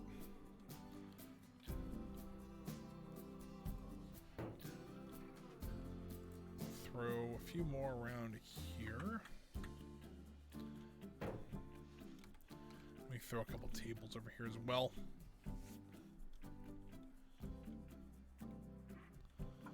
Some people like detailing their buildings, other people like detailing their rides. I like detailing my junkyards because that's how we roll here at Thunder Lake.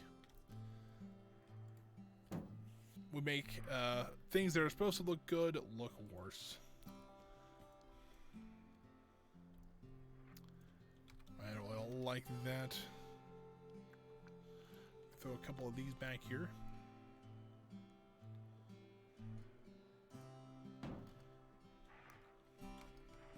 Well, for right now, I think this is, we're kind of out of stuff. I think I'll find some more stuff either on the workshop or in-game here that we can throw back here. But for right now, I think this works. It kind of gives you the idea of what it's supposed to look like. I wonder what it kind of looks like with the dirt and everything. Let's be real here. Let's do all this. This looks like,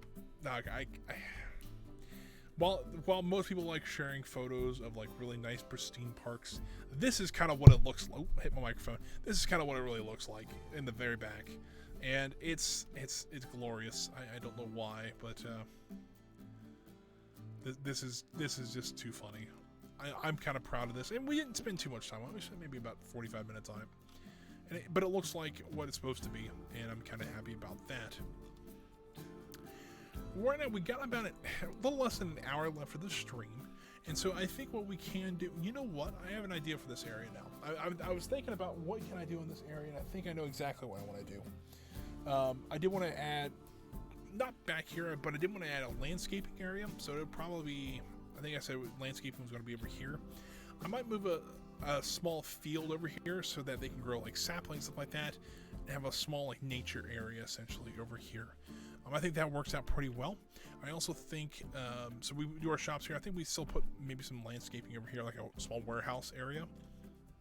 And I think that's going to work out pretty well. So let's start laying out some of the shops here.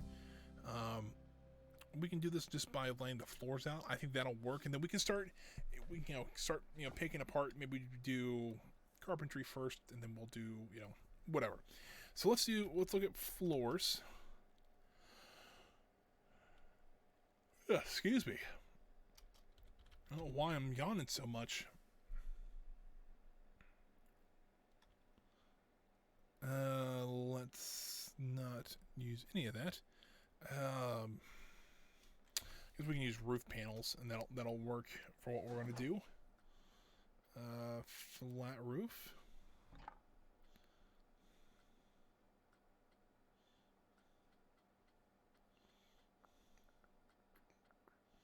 I think the firehouse roof will be pretty good, but it needs to be the 4-meter one. So we can use this to kind of lay out our shops here. So the first thing we'll do carpentry on this end, just to kind of keep it away from the guest. You gotta remember they're cutting wood and stuff like that all day, so it's gonna be kind of loud back in this shop. So what we'll do, we'll kind of make it. We'll make it a little bit. So how long is this? 1, 2, 3, 4, 5, 6. We'll cut it down to 6. We'll do 4 back. 1, 2, 3, 4, and then we'll do 4 across. So 1, 2, 3, and 4. So this will be our carpentry shop. This indent here will actually have our opening for it, and we'll have a little bit of a lumber yard out the back here. I think that'll work out pretty well.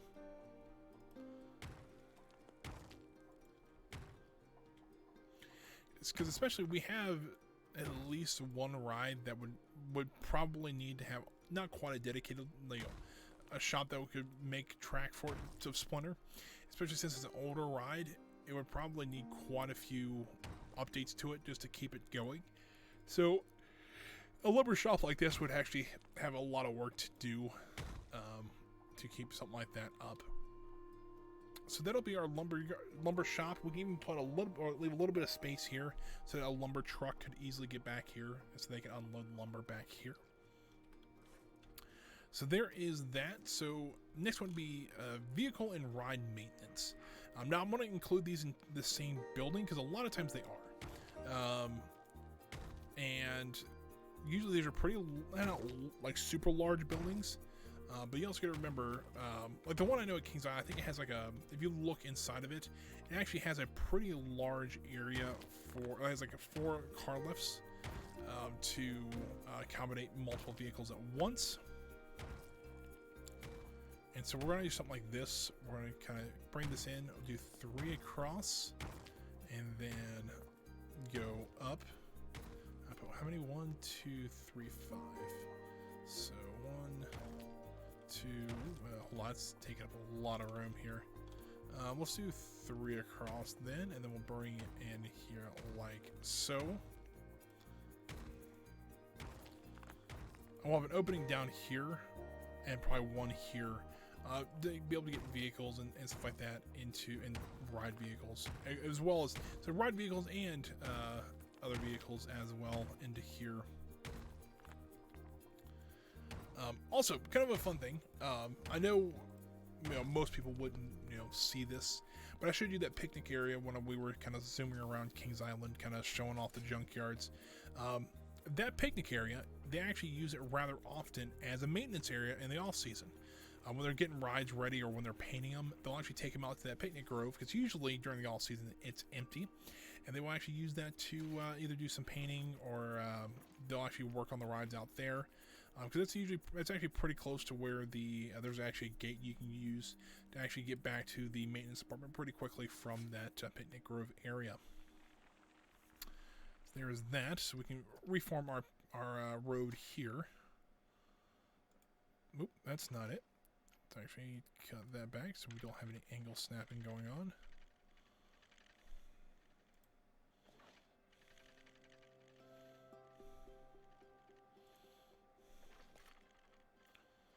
Something like that.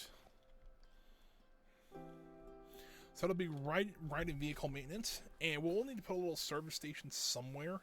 I might put it, actually, you know what? Actually putting the garage, like the big doors for the place here, would not be the worst idea, because then they could either turn left and go into the vehicle maintenance area, or turn right and actually go into ride vehicle maintenance. So I think that might work out pretty well. So what was the third shop we were going to do? Carpentry, paint shop. The paint shop's probably not going to be as big. It doesn't need to be very big. Usually, this is where they would just pretty much store paint. They wouldn't do a lot of, and they would do some painting back here, but a lot of the paint would actually be done on site, so they wouldn't, they wouldn't necessarily need a huge space for this. We'll still give them a pretty okay sized warehouse. Essentially, that's all it is. 2, 3, and 4. Walk back this way.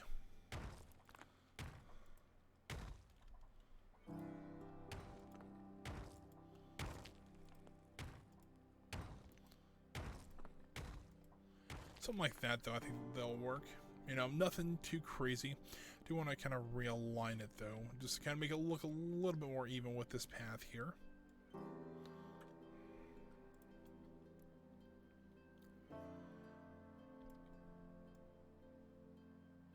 We will need a little bit of parking back here, so I think I actually want to move this a little bit closer over here. Slide this over to, well, remember it's a building, and maybe right in there. So essentially, this will be kind of the parking. We'll put, along here we'll have some parking. Actually, want to move this back just a little bit this way. So we can have some parking along the end of this building here. They can have some parking behind here for paint department. They just have paint trucks and stuff like that. They'll use the lumber. They'll have the whole back area here, so I'm not really too concerned about them. And then the landscaping, well, we might need to put a few parking areas around the outside here. But I think I kind of want to work on that next, because that to me seems the most interesting. Why? I have no idea, but I think that's kind of interesting. First thing I want to grab, though, is, do I have... I don't think I... No, I do. It's right here. So I wonder if I actually had a truck already built. If you remember from our bus station build, if you remember, this truck was actually on top of the hill, and we're now using it as a maintenance truck for that little pothole there.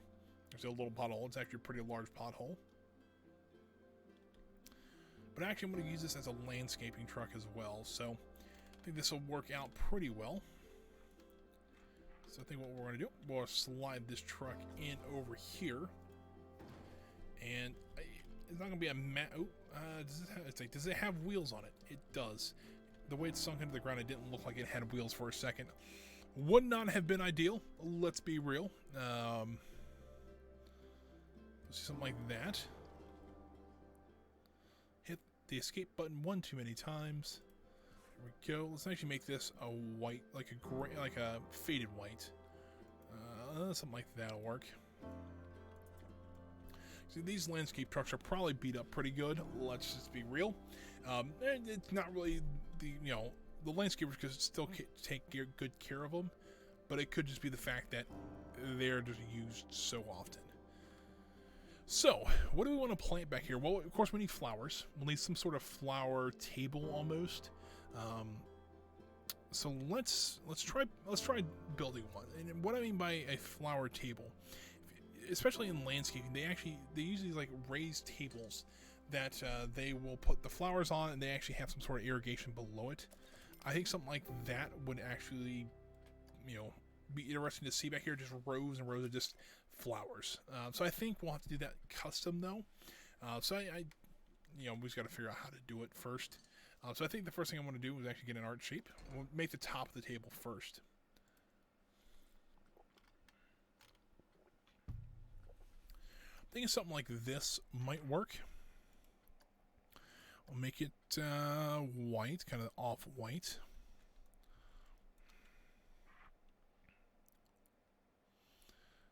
And raise it up just a little bit. Now, usually they have some concrete underneath this. So let's see here. If we let's use the curb piece. I think that curb piece will actually work a little bit better because I think it's actually flat. The temple piece is a little more wavier than I like it to be. I think something like this will work.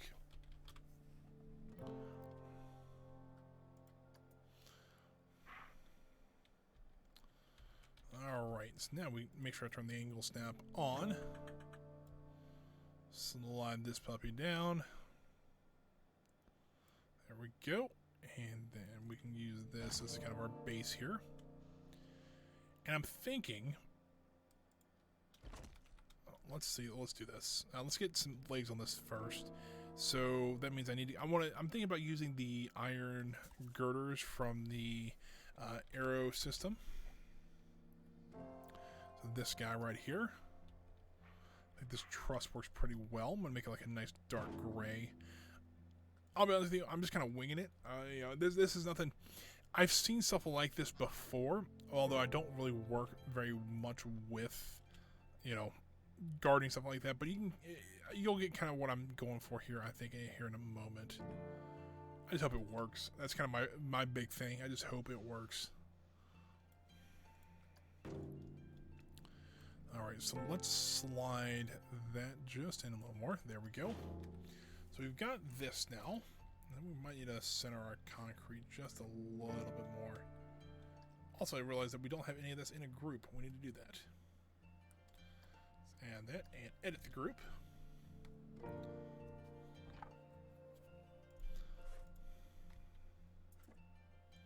Slide this over just a little bit here. Now let's actually get our flowers out next. And there's some flowers that I'm thinking of. I mean, we're going to try to do a nice variety of flowers. But there are some that don't quite look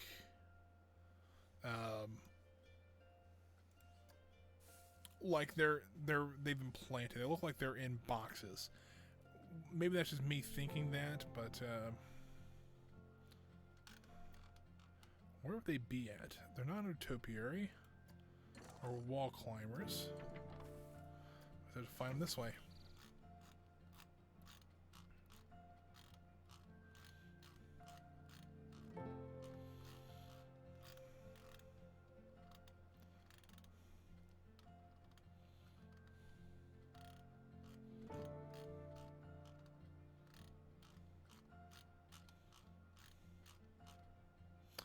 Like these tulip flowers, to me they look like they're in a box. Let me look. Let's try aligning them to this surface here.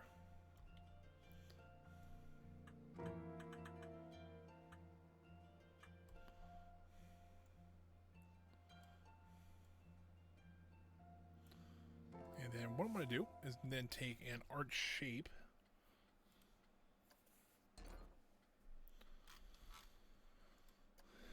And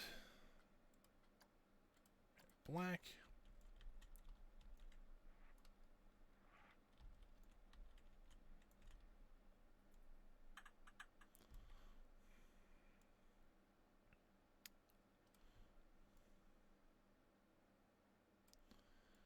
And we'll actually raise the flowers up just a little bit here. That box fits actually really well around them, which is cool to see.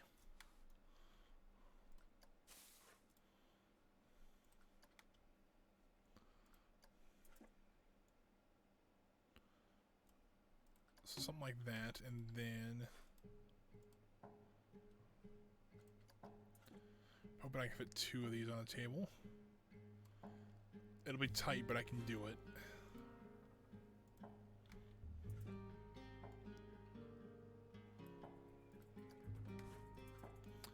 Now I need, if I can, I'm wondering about something. I wonder if I can actually get some of the malt pieces to work on here.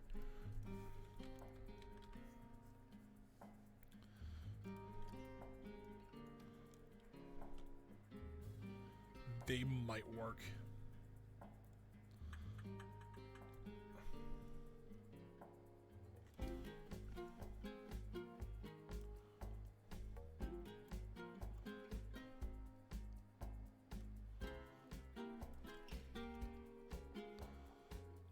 If I can,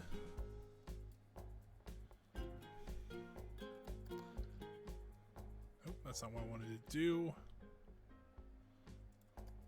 Click on that one. I think I can use the half meter squares actually a little bit better. It's kind of hoping to be able to use the 1 meters, but I think they were just a little too wide.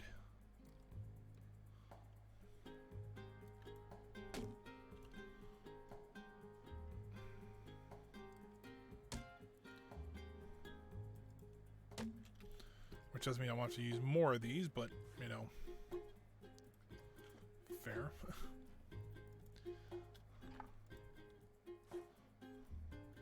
What happens if I move the tulips first? Let's move these out of the way so I can actually get this. Are the mult squares? Okay, the mult squares are not a part of the building. That's an issue. We'll need to fix that here. Not right this second. We can actually do this now. Deselect the building, or group, I should say. We can actually just duplicate these now.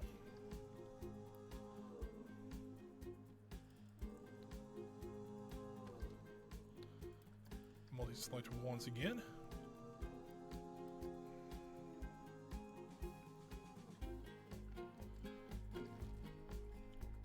And one more row. Should take care of this.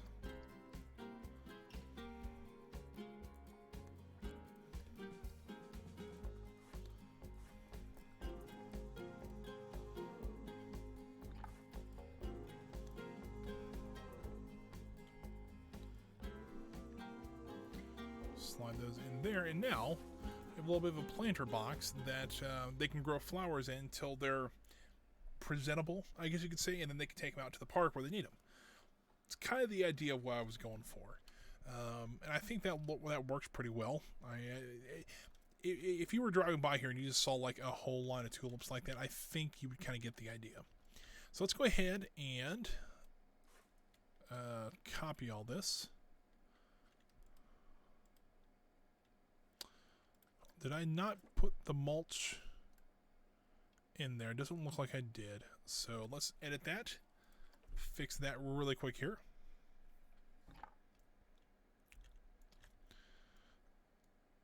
Let's grab hopefully just the box there. It looks like I did just grab the box. We put, looks like maybe 3 tulips boxes. Maybe we could probably squeeze a 4th in there. Well, maybe not. But let's you know, we'll give it a try. Yeah, let's see here. We need to get rid of that shape and that shape.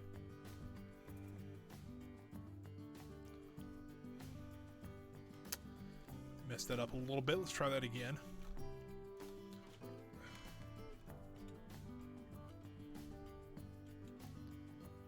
Actually, you know what? When I go over here. This camera is getting a little bit on my nerves. Alright, let's try this.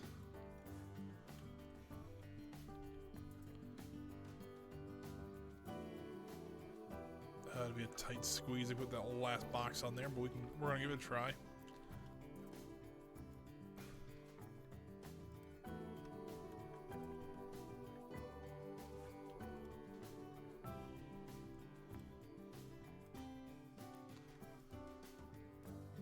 Come on. There we go. Let's duplicate this one more time here.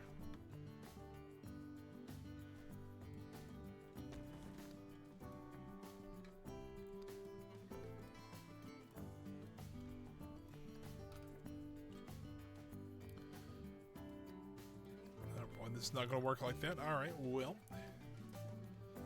Let's go ahead and move this.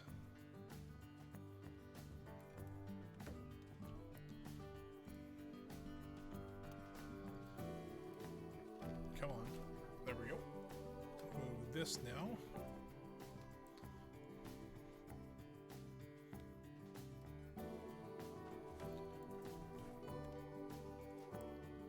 Cool. There we go. So we'll go ahead and start. We'll move the pavement out a little bit more just because it's a little bit easier to cover ground with it. Can I get an idea of how big we want to make this area?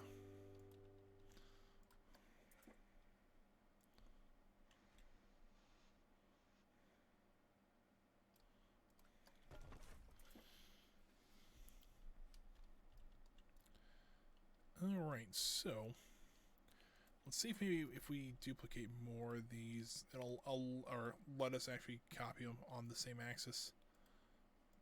At least the hope in that is. Looks like it will. Cool. So I think something like that, and then we can pretty much stop or cap it at this point. Like so. And there we go. I think that looks pretty good. If we can get... I was trying to think about this. If we do this and actually split these from the building and make this their own group.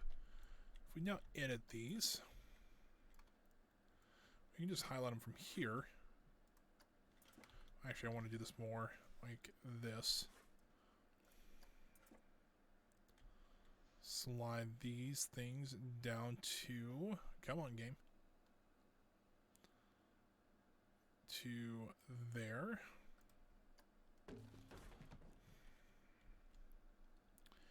And then let's do it one more time. I'll kind of, at this point we can start, we need to make it look a little more interesting, because a table full of flowers, while nice, I don't think it's kind of realistic. If we do something like that and make it look like we've taken a few of the tulips, as well as if we, well, maybe that's not going to work as well as I thought it would. Duplicate this and make it look like they've started picking up some of the flowers. Might look kind of interesting.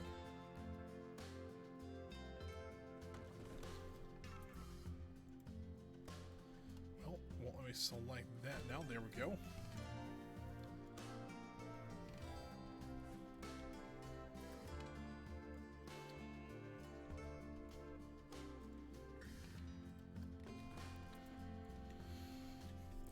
Honestly, I kind of like how this is turning out so far. It looks like something. For once again, from what little knowledge I have of landscaping, this looks like something that can happen. Now, fair enough, it's outdoors, so it would be affected by weather. Whereas if you had a greenhouse or something like that, you can control what you had in the greenhouse or how warm it is, temperature. You can control the humidity and things like that, which fair. I know sometimes that would be kind of thing, but also if you had a place like this that you had extra room, why not dedicate it to landscaping so that you could do stuff like this? And I think what I'm going to do is, number one, I'm going to set a couple empty ones in here and make it look like maybe they're either dropping these back here because they've used all the flowers out of them. I'll throw a couple back here just so that I have some to actually duplicate from. And then I can just stack these up like this. And there we go. I think, yeah, I think this is something we can go with. Now, this looks like a lot of land, which, I mean, really kind of isn't. If you're out of the, you look at that's already taken up a small chunk of area. Maybe not the most.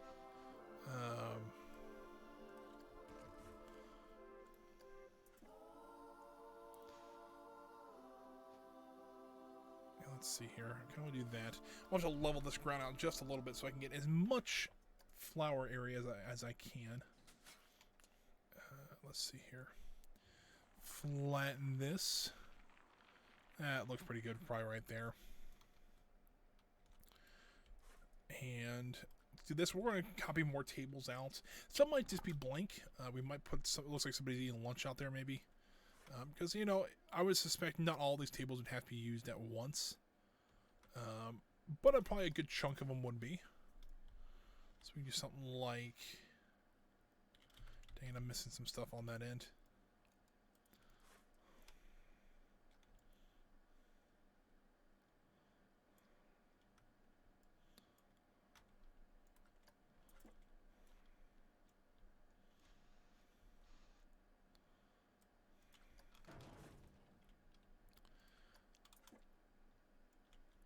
One more, hopefully. Yeah, I think you can squeeze one more on there. I'm going to move this table, make it look a little bit more even.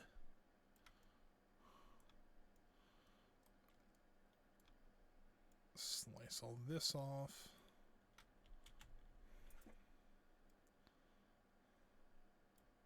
There we go.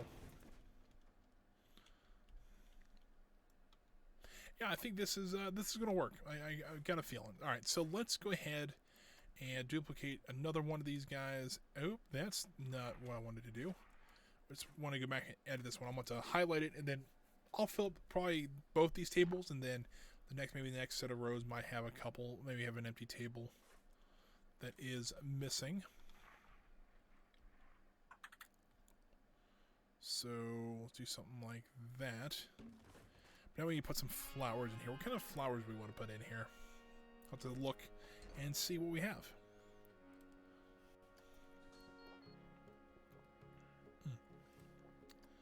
Wrong button there.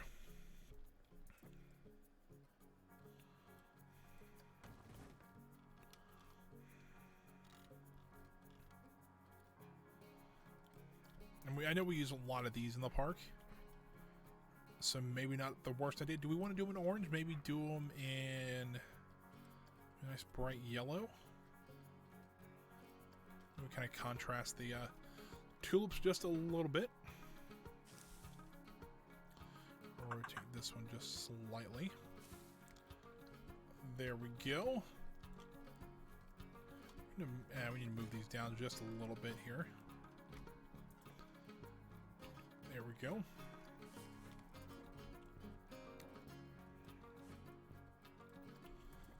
And let's go and duplicate.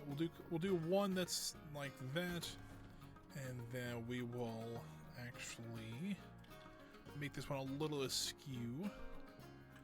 I said a little askew, not 15 degrees of askew. There we go. Now let's also go. I want to go take a look in the park, really just super quick, and see what kind of colors, what other colors we use in the park. Because I don't remember off the top of my head. White wouldn't probably be a bad idea. I know we use some of the faded orange around here. Looks like there's maybe some nice white or cream colored ones there. There's some up here. Those are the yellow ones. So those maybe they were placing there. Those are... We can actually probably get some of these. Those are the tulips, so we're replacing maybe the ones in 1, 2, 3 there. Kind of interesting to see that. So what else we got over here? Maybe red wouldn't be a worst idea either.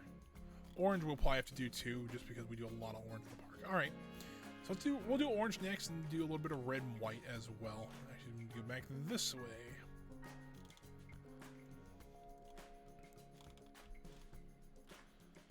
All right, so we'll leave some space first. Something like that. So it looks like maybe they took one already. And then we'll do some of that orange that we were talking about. Duplicating that. We'll do 2 of those, because orange, while nice, I'm a big fan of orange. Probably not the most popular color in something like this. Red we'll do quite a few of, because red seems like it would be something that could be used rather often. Put it right there. Just kind of showed that, yeah, we only have a few oranges. Fair. Let's do red. Not the deepest red in the world. Maybe a little more darker than that. There we go. I'll have a bunch of these.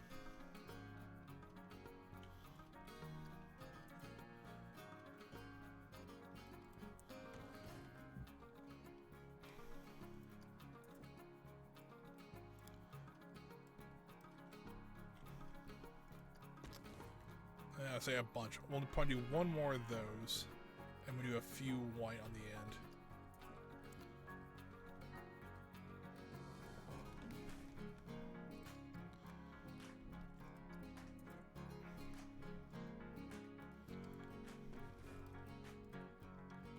Come on, there we go. Stretch out just a little bit here.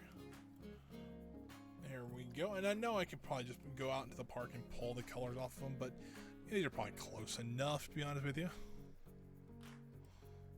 And we'll even make this box a little offset to one side. There we go. We got another set of flowers growing here.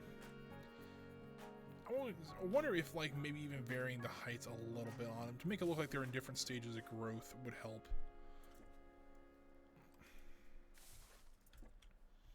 Doesn't look too bad. So let's do that with the red and the orange as well. So we'll do something like this. Shrink them down just a little bit.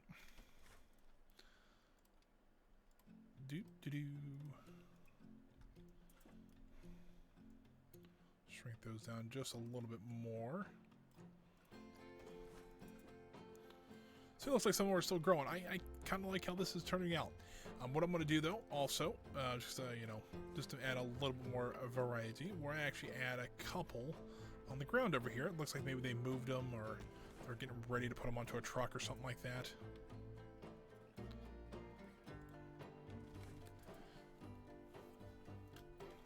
I quite like how this is turning out so far. So we have that. What do we want to put on the third table here? Let's go grab an empty one. You know what we could do with this one, just to make it a little bit more interesting, a little more. Maybe we're actually, this table is not mostly empty, but maybe we're just actually just trying to set up a table. So we'll have a bunch of empty ones that are kind of stacked on top of each other like this.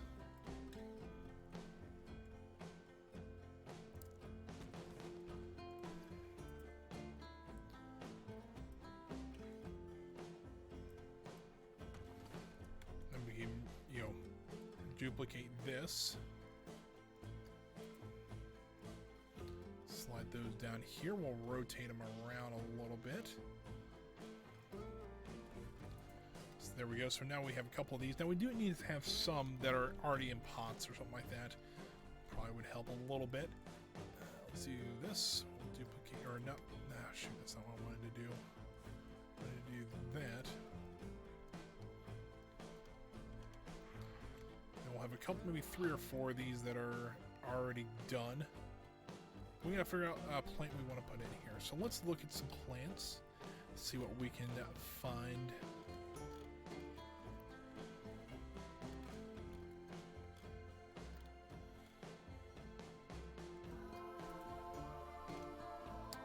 I think this would be a little too big for what we're gonna do with them.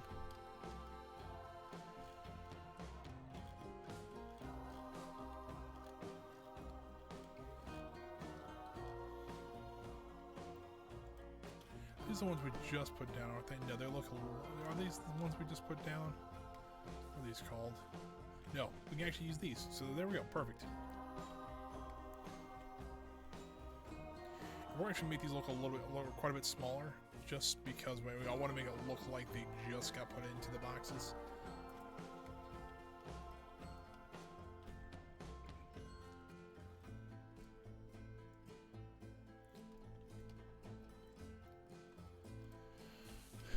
Go. So we got those. Let's do another set at least, maybe 2 more. We'll see here in just a moment. This one I kind of want to slide down a bit more. Maybe make it look a little bit taller.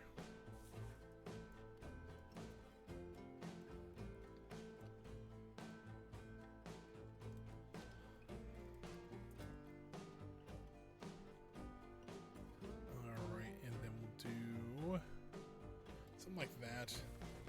Get rid of one of those, and then get rid of the wrong one, and then have to move the second one back into its place. And then this one we will move down. There we go. So now it looks like they're kind of in the process of replanting or doing some just doing kind of going through the reprocessing or refilling these buckets up. So a couple things I do want to do. I want to actually make this a little bit of a dirt area, just so that trucks can drive back here. They won't tear it up too much. Number one, it's also next to the junkyard, so it probably would have some dirt coming from there as well. And we have a lot of dirt along this fence line here too, so it's a pretty cheap alternative. To whatever that is, we wouldn't have to pave all this. We can just, it would be kind of muddy at some times, especially since we're watering all these plants, but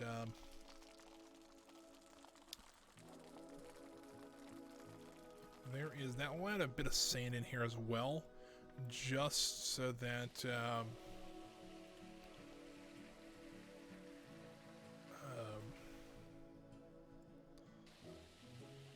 just so it looks like kind of got a little bit of variety in the dirt. So it's kind of common. You don't want to have things like this completely flat,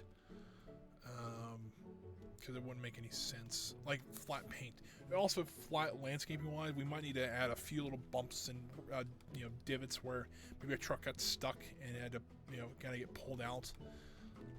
But I think for now, I think this looks pretty good.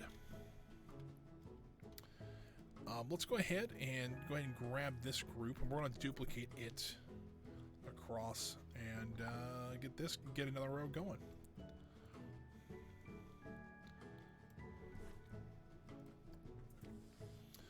Go ahead and duplicate this down, and then we want to slide it back just a little bit. Do understand that we're going to have to probably do a little bit of terrain work over here. Get this to work properly. Let's see, sculpting, flatten to foundation. I'm going to just do this straight across like this. Hopefully that'll work. We will see. So we're actually getting, it's kind of surprised how quick this stream has gone.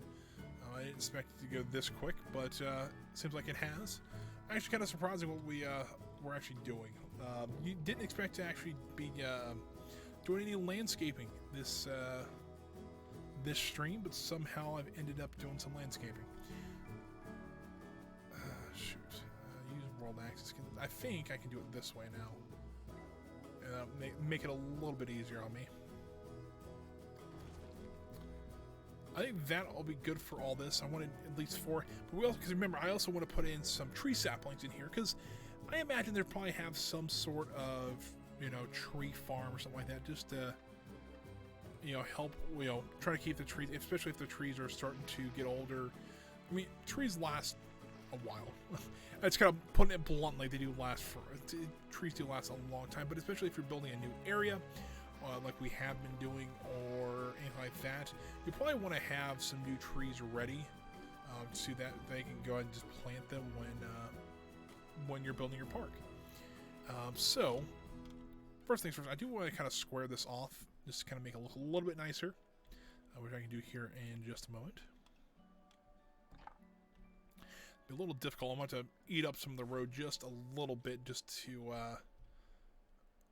make it a nice smooth curb.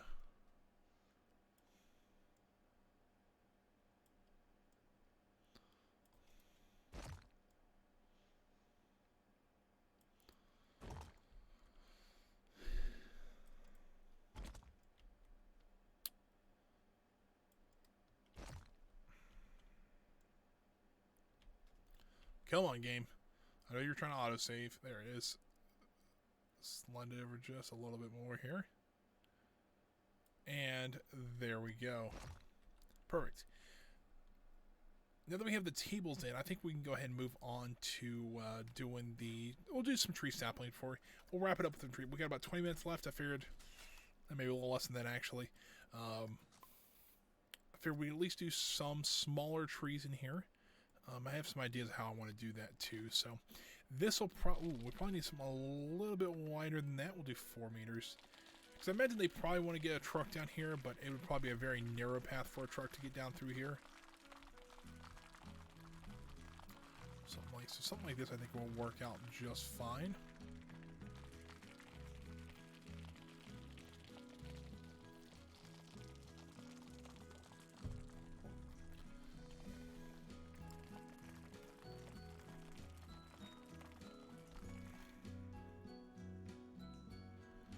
Alrighty, so there is that. So now we can put our trees in the middle here.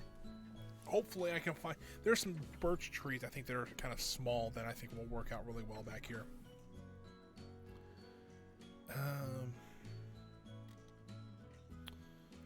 Birch 3.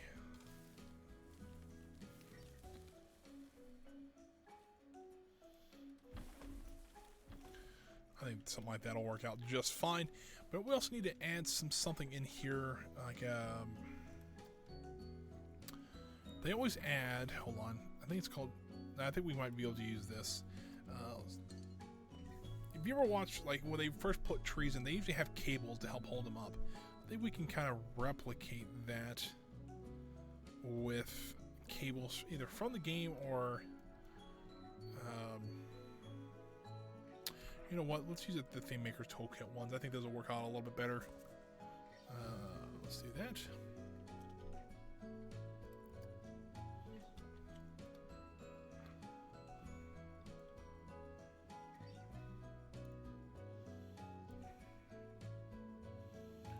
Almost have it sticking out.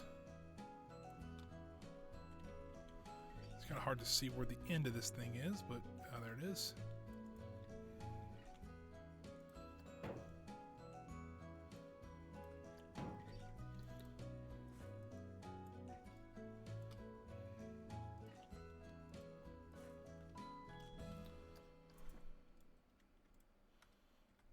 Rid of the tree here.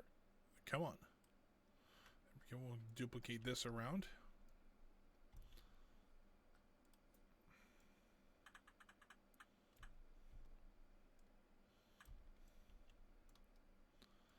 And then we'll scroll that over here. And then we'll do it one more time. This time we'll actually capture all 4 cables and then get rid of that tree from the selection. Rotate it like so. And now we hit the escape button one too many times. There we go. So now we actually have a little bit of a support system for these trees. But now I want to see, I need something to attach to here. So I'm thinking there might be a small scenery piece we can use to kind of get that working. Probably don't need to use the cable word there. Extra small slice. Will this work? This might work. Make it white, because usually that's what they are.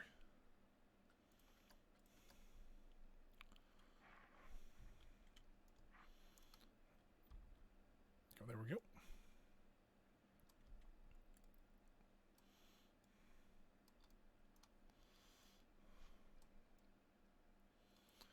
There we go. So there is one tree done. Maybe a little overkill on the cables, but you know, I think it'll work. Kind of gets the idea, and that's kind of that's the whole point of kind of the whole Thunder Lake. If detail wise, if I put something like that there, if it makes sense, then to me, then it's going to stay. So now let's go ahead and number one rotate this. So it's a little bit easier to work with. Slide that over to there. Let's also just grab the tree and kind of vary the height on it just a little bit. Maybe it looks like it's been there for a little while. And let's continue down the road like this. And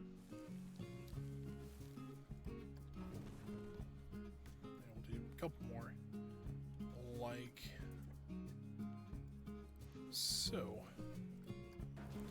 Let's go ahead and just grab a couple of them.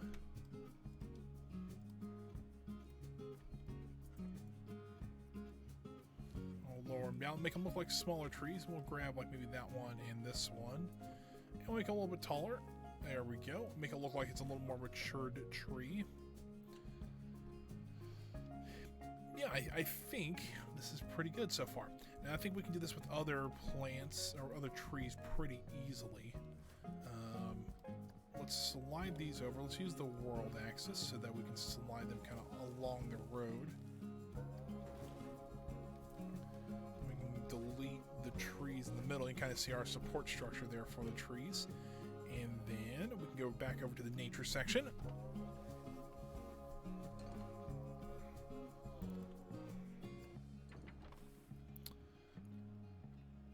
See if there's any smaller trees like that we can use. These poplar trees. And the poplar trees are a little large. These ash trees, though.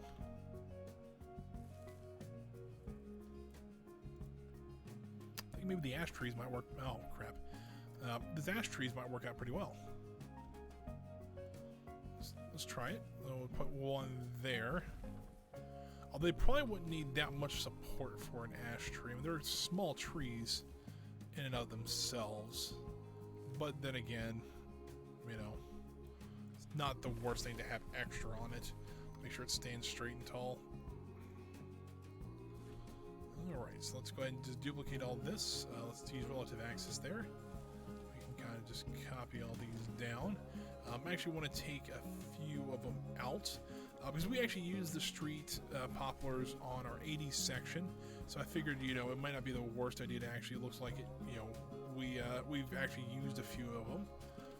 So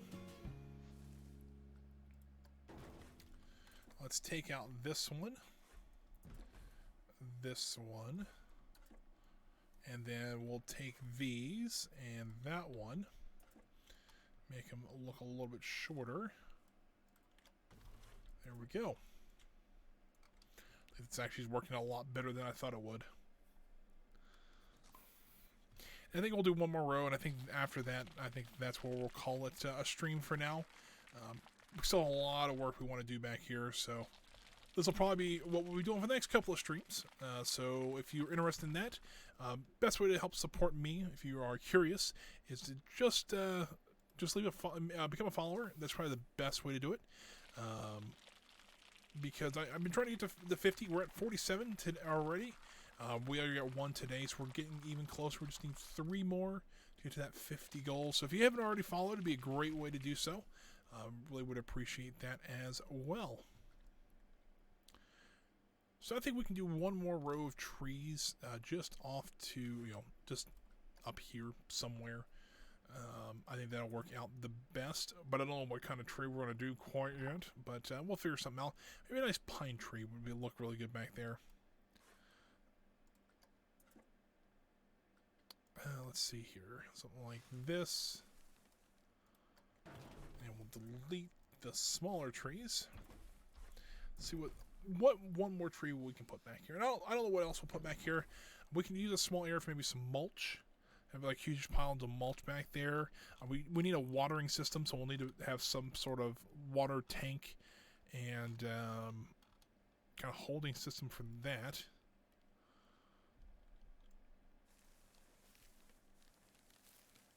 Would something like this work? Let's see. I mean, yeah, I would maybe. Hold on, what's this tree? Oh, this is the Tucson Cypress 2. Alright, so they're both Tucson Cypresses. Okay, I can live with that.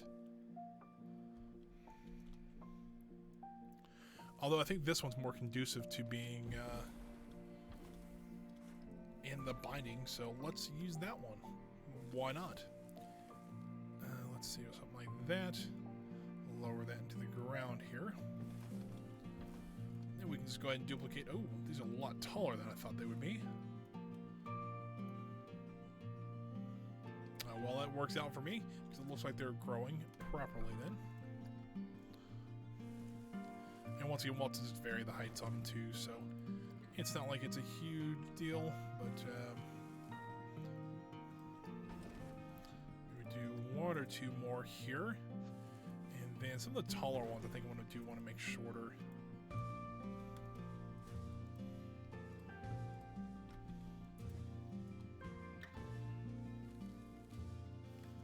Something like that, and then we'll raise something like only raise a couple of them up just to make it look like they're not growing at an even rate. There we go. And then what we could do is have one that looks like it's a blank area. Let's go ahead and we'll take these actually. Use the relative axis. Sorry, the world axis. Something like that.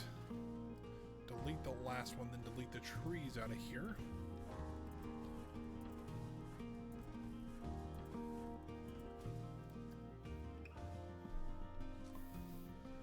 And then we'll do another strip of dirt along both sides of this one. And I think we're actually going to go ahead and paint this little section over here entirely in dirt, because I think that's where our water tower, our pump system, you know, mulch and stuff like that's going to go. I think that's going to be a good place for it.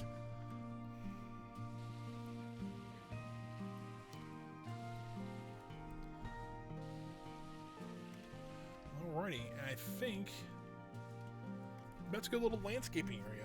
Something I don't see very often in Planet Coaster. Every once in a while you'll see a greenhouse or something like that, but it's usually more of an attraction. You usually don't see these in a backstage area for a park, and I don't know, I kind of like it. It's a little bit different. It's something, number one, you need, and that's something I've walked past before and just kind of ignored, but it's kind of neat. It's not quite done yet. I think we need to add a few more things onto the tables and things like that, I think, to really kind of make it pop a lot more. We can also add more flowers, and we also need some bushes to be growing somewhere. We'll figure out a place for those later. But yeah, so it is towards the end of the stream. We always kind of do a wrap up of what we did during the stream, so let's zoom back over to where we started the day at our money room and security office here. We actually completed this entire building in this stream. That was about the first hour of the stream. There was no building here at all, so we actually did the whole building here. It looks pretty good. I think it could use a little more work, but I'm not really sure what to do yet. We actually did add a little more detail outside here. We added a little more parking and some of the sidewalks all the way around here. I started to look. I don't know why it started doing that. I guess when you get too far away, it just doesn't want to spawn in. I think this area is looking really nice so far. The palette, all the little details around here I quite like. And then we actually started working our way down through here, and we actually started working on some of our shops. We do have a little bit of a storage area over here, but across from here we actually do have our junkyard. I call it junkyard. It's our storage lot, which, number one, this fencing, I still cannot get over this for some reason. I love how that looks, especially like right here, especially it's from like peep view. This just looks amazing. It looks like what it's supposed to do, and when I can do stuff like this for very simply, for what simply we did, it looks really amazing to me. But we do have a small junkyard here, just with different parts. There's some different flags and coaster pieces and things like that we may have had to replace or we want to keep for some reason or another, or some old vehicles that we might need parts off of. And we did plan some of the shops back here. We have our lumber, our carpentry shop, our vehicle and ride maintenance, and then we have our paint shop down here. But what we really did focus on was actually the landscaping. I didn't really plan on putting this back here. Didn't even really think about it. But as you can see here, with the last probably hour or so, we did add this landscaping department here, or landscaping area here, and I'll be honest with you, I think it really adds something to this backstage area because it gives it a little more color, it gives it a little more pop, it gives it a little more interest. If we just put buildings back here, it would look kind of bland and boring. But now we have this like growing area for our landscaping. I kind of like it. I really do. It's something that I wish I would see more stuff like this in other parks to kind of make it look like it's a living park. We have trees that are growing. We're planning for stuff. We have a junkyard back there that we may never use that stuff again, but we have it just in case. And that's one of the reasons I wanted to stream. I wanted to share stuff like this with you guys because a lot of people don't know about this stuff, and it's kind of neat to show you guys and tell you about what I've experienced when I worked at parks like this, and being able to build it in a park like this, it makes it look, I think, really nice. But yeah, that was pretty much our entire stream, guys. That's essentially what we've been building. I think we did a lot, or it seemed like we did a lot, and we kind of did. We actually really changed this backstage area. We've got a plan now. We actually have something we can look at. All right, this is what we're going to do here. This is what we're going to do here. And we've chipped away at quite a bit of this. So I'm really happy about that, guys. I'm going to go ahead and save the park right here. And then I'll pop over to the main camera, guys, and wrap things up here.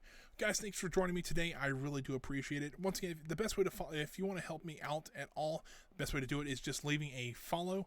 That is the best way you can help me out right now. We're trying to get to that 50 follower goal. Where I've tried to have the 50 follower celebration here in Thunder Lake. That's kind of the goal right now. Fireworks, banners, all the whole kit and caboodle. If you guys are curious about other things I stream, if you check below, I do have a link to my YouTube channel. There you can actually find all the streams I've ever done on there. Even today's stream will be on there eventually.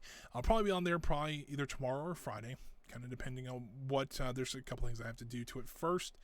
But yeah, that's usually it. If you're curious on when I usually stream 2 times a week, every Wednesday and Friday from 1 p.m. to 4 p.m. Eastern Standard Time.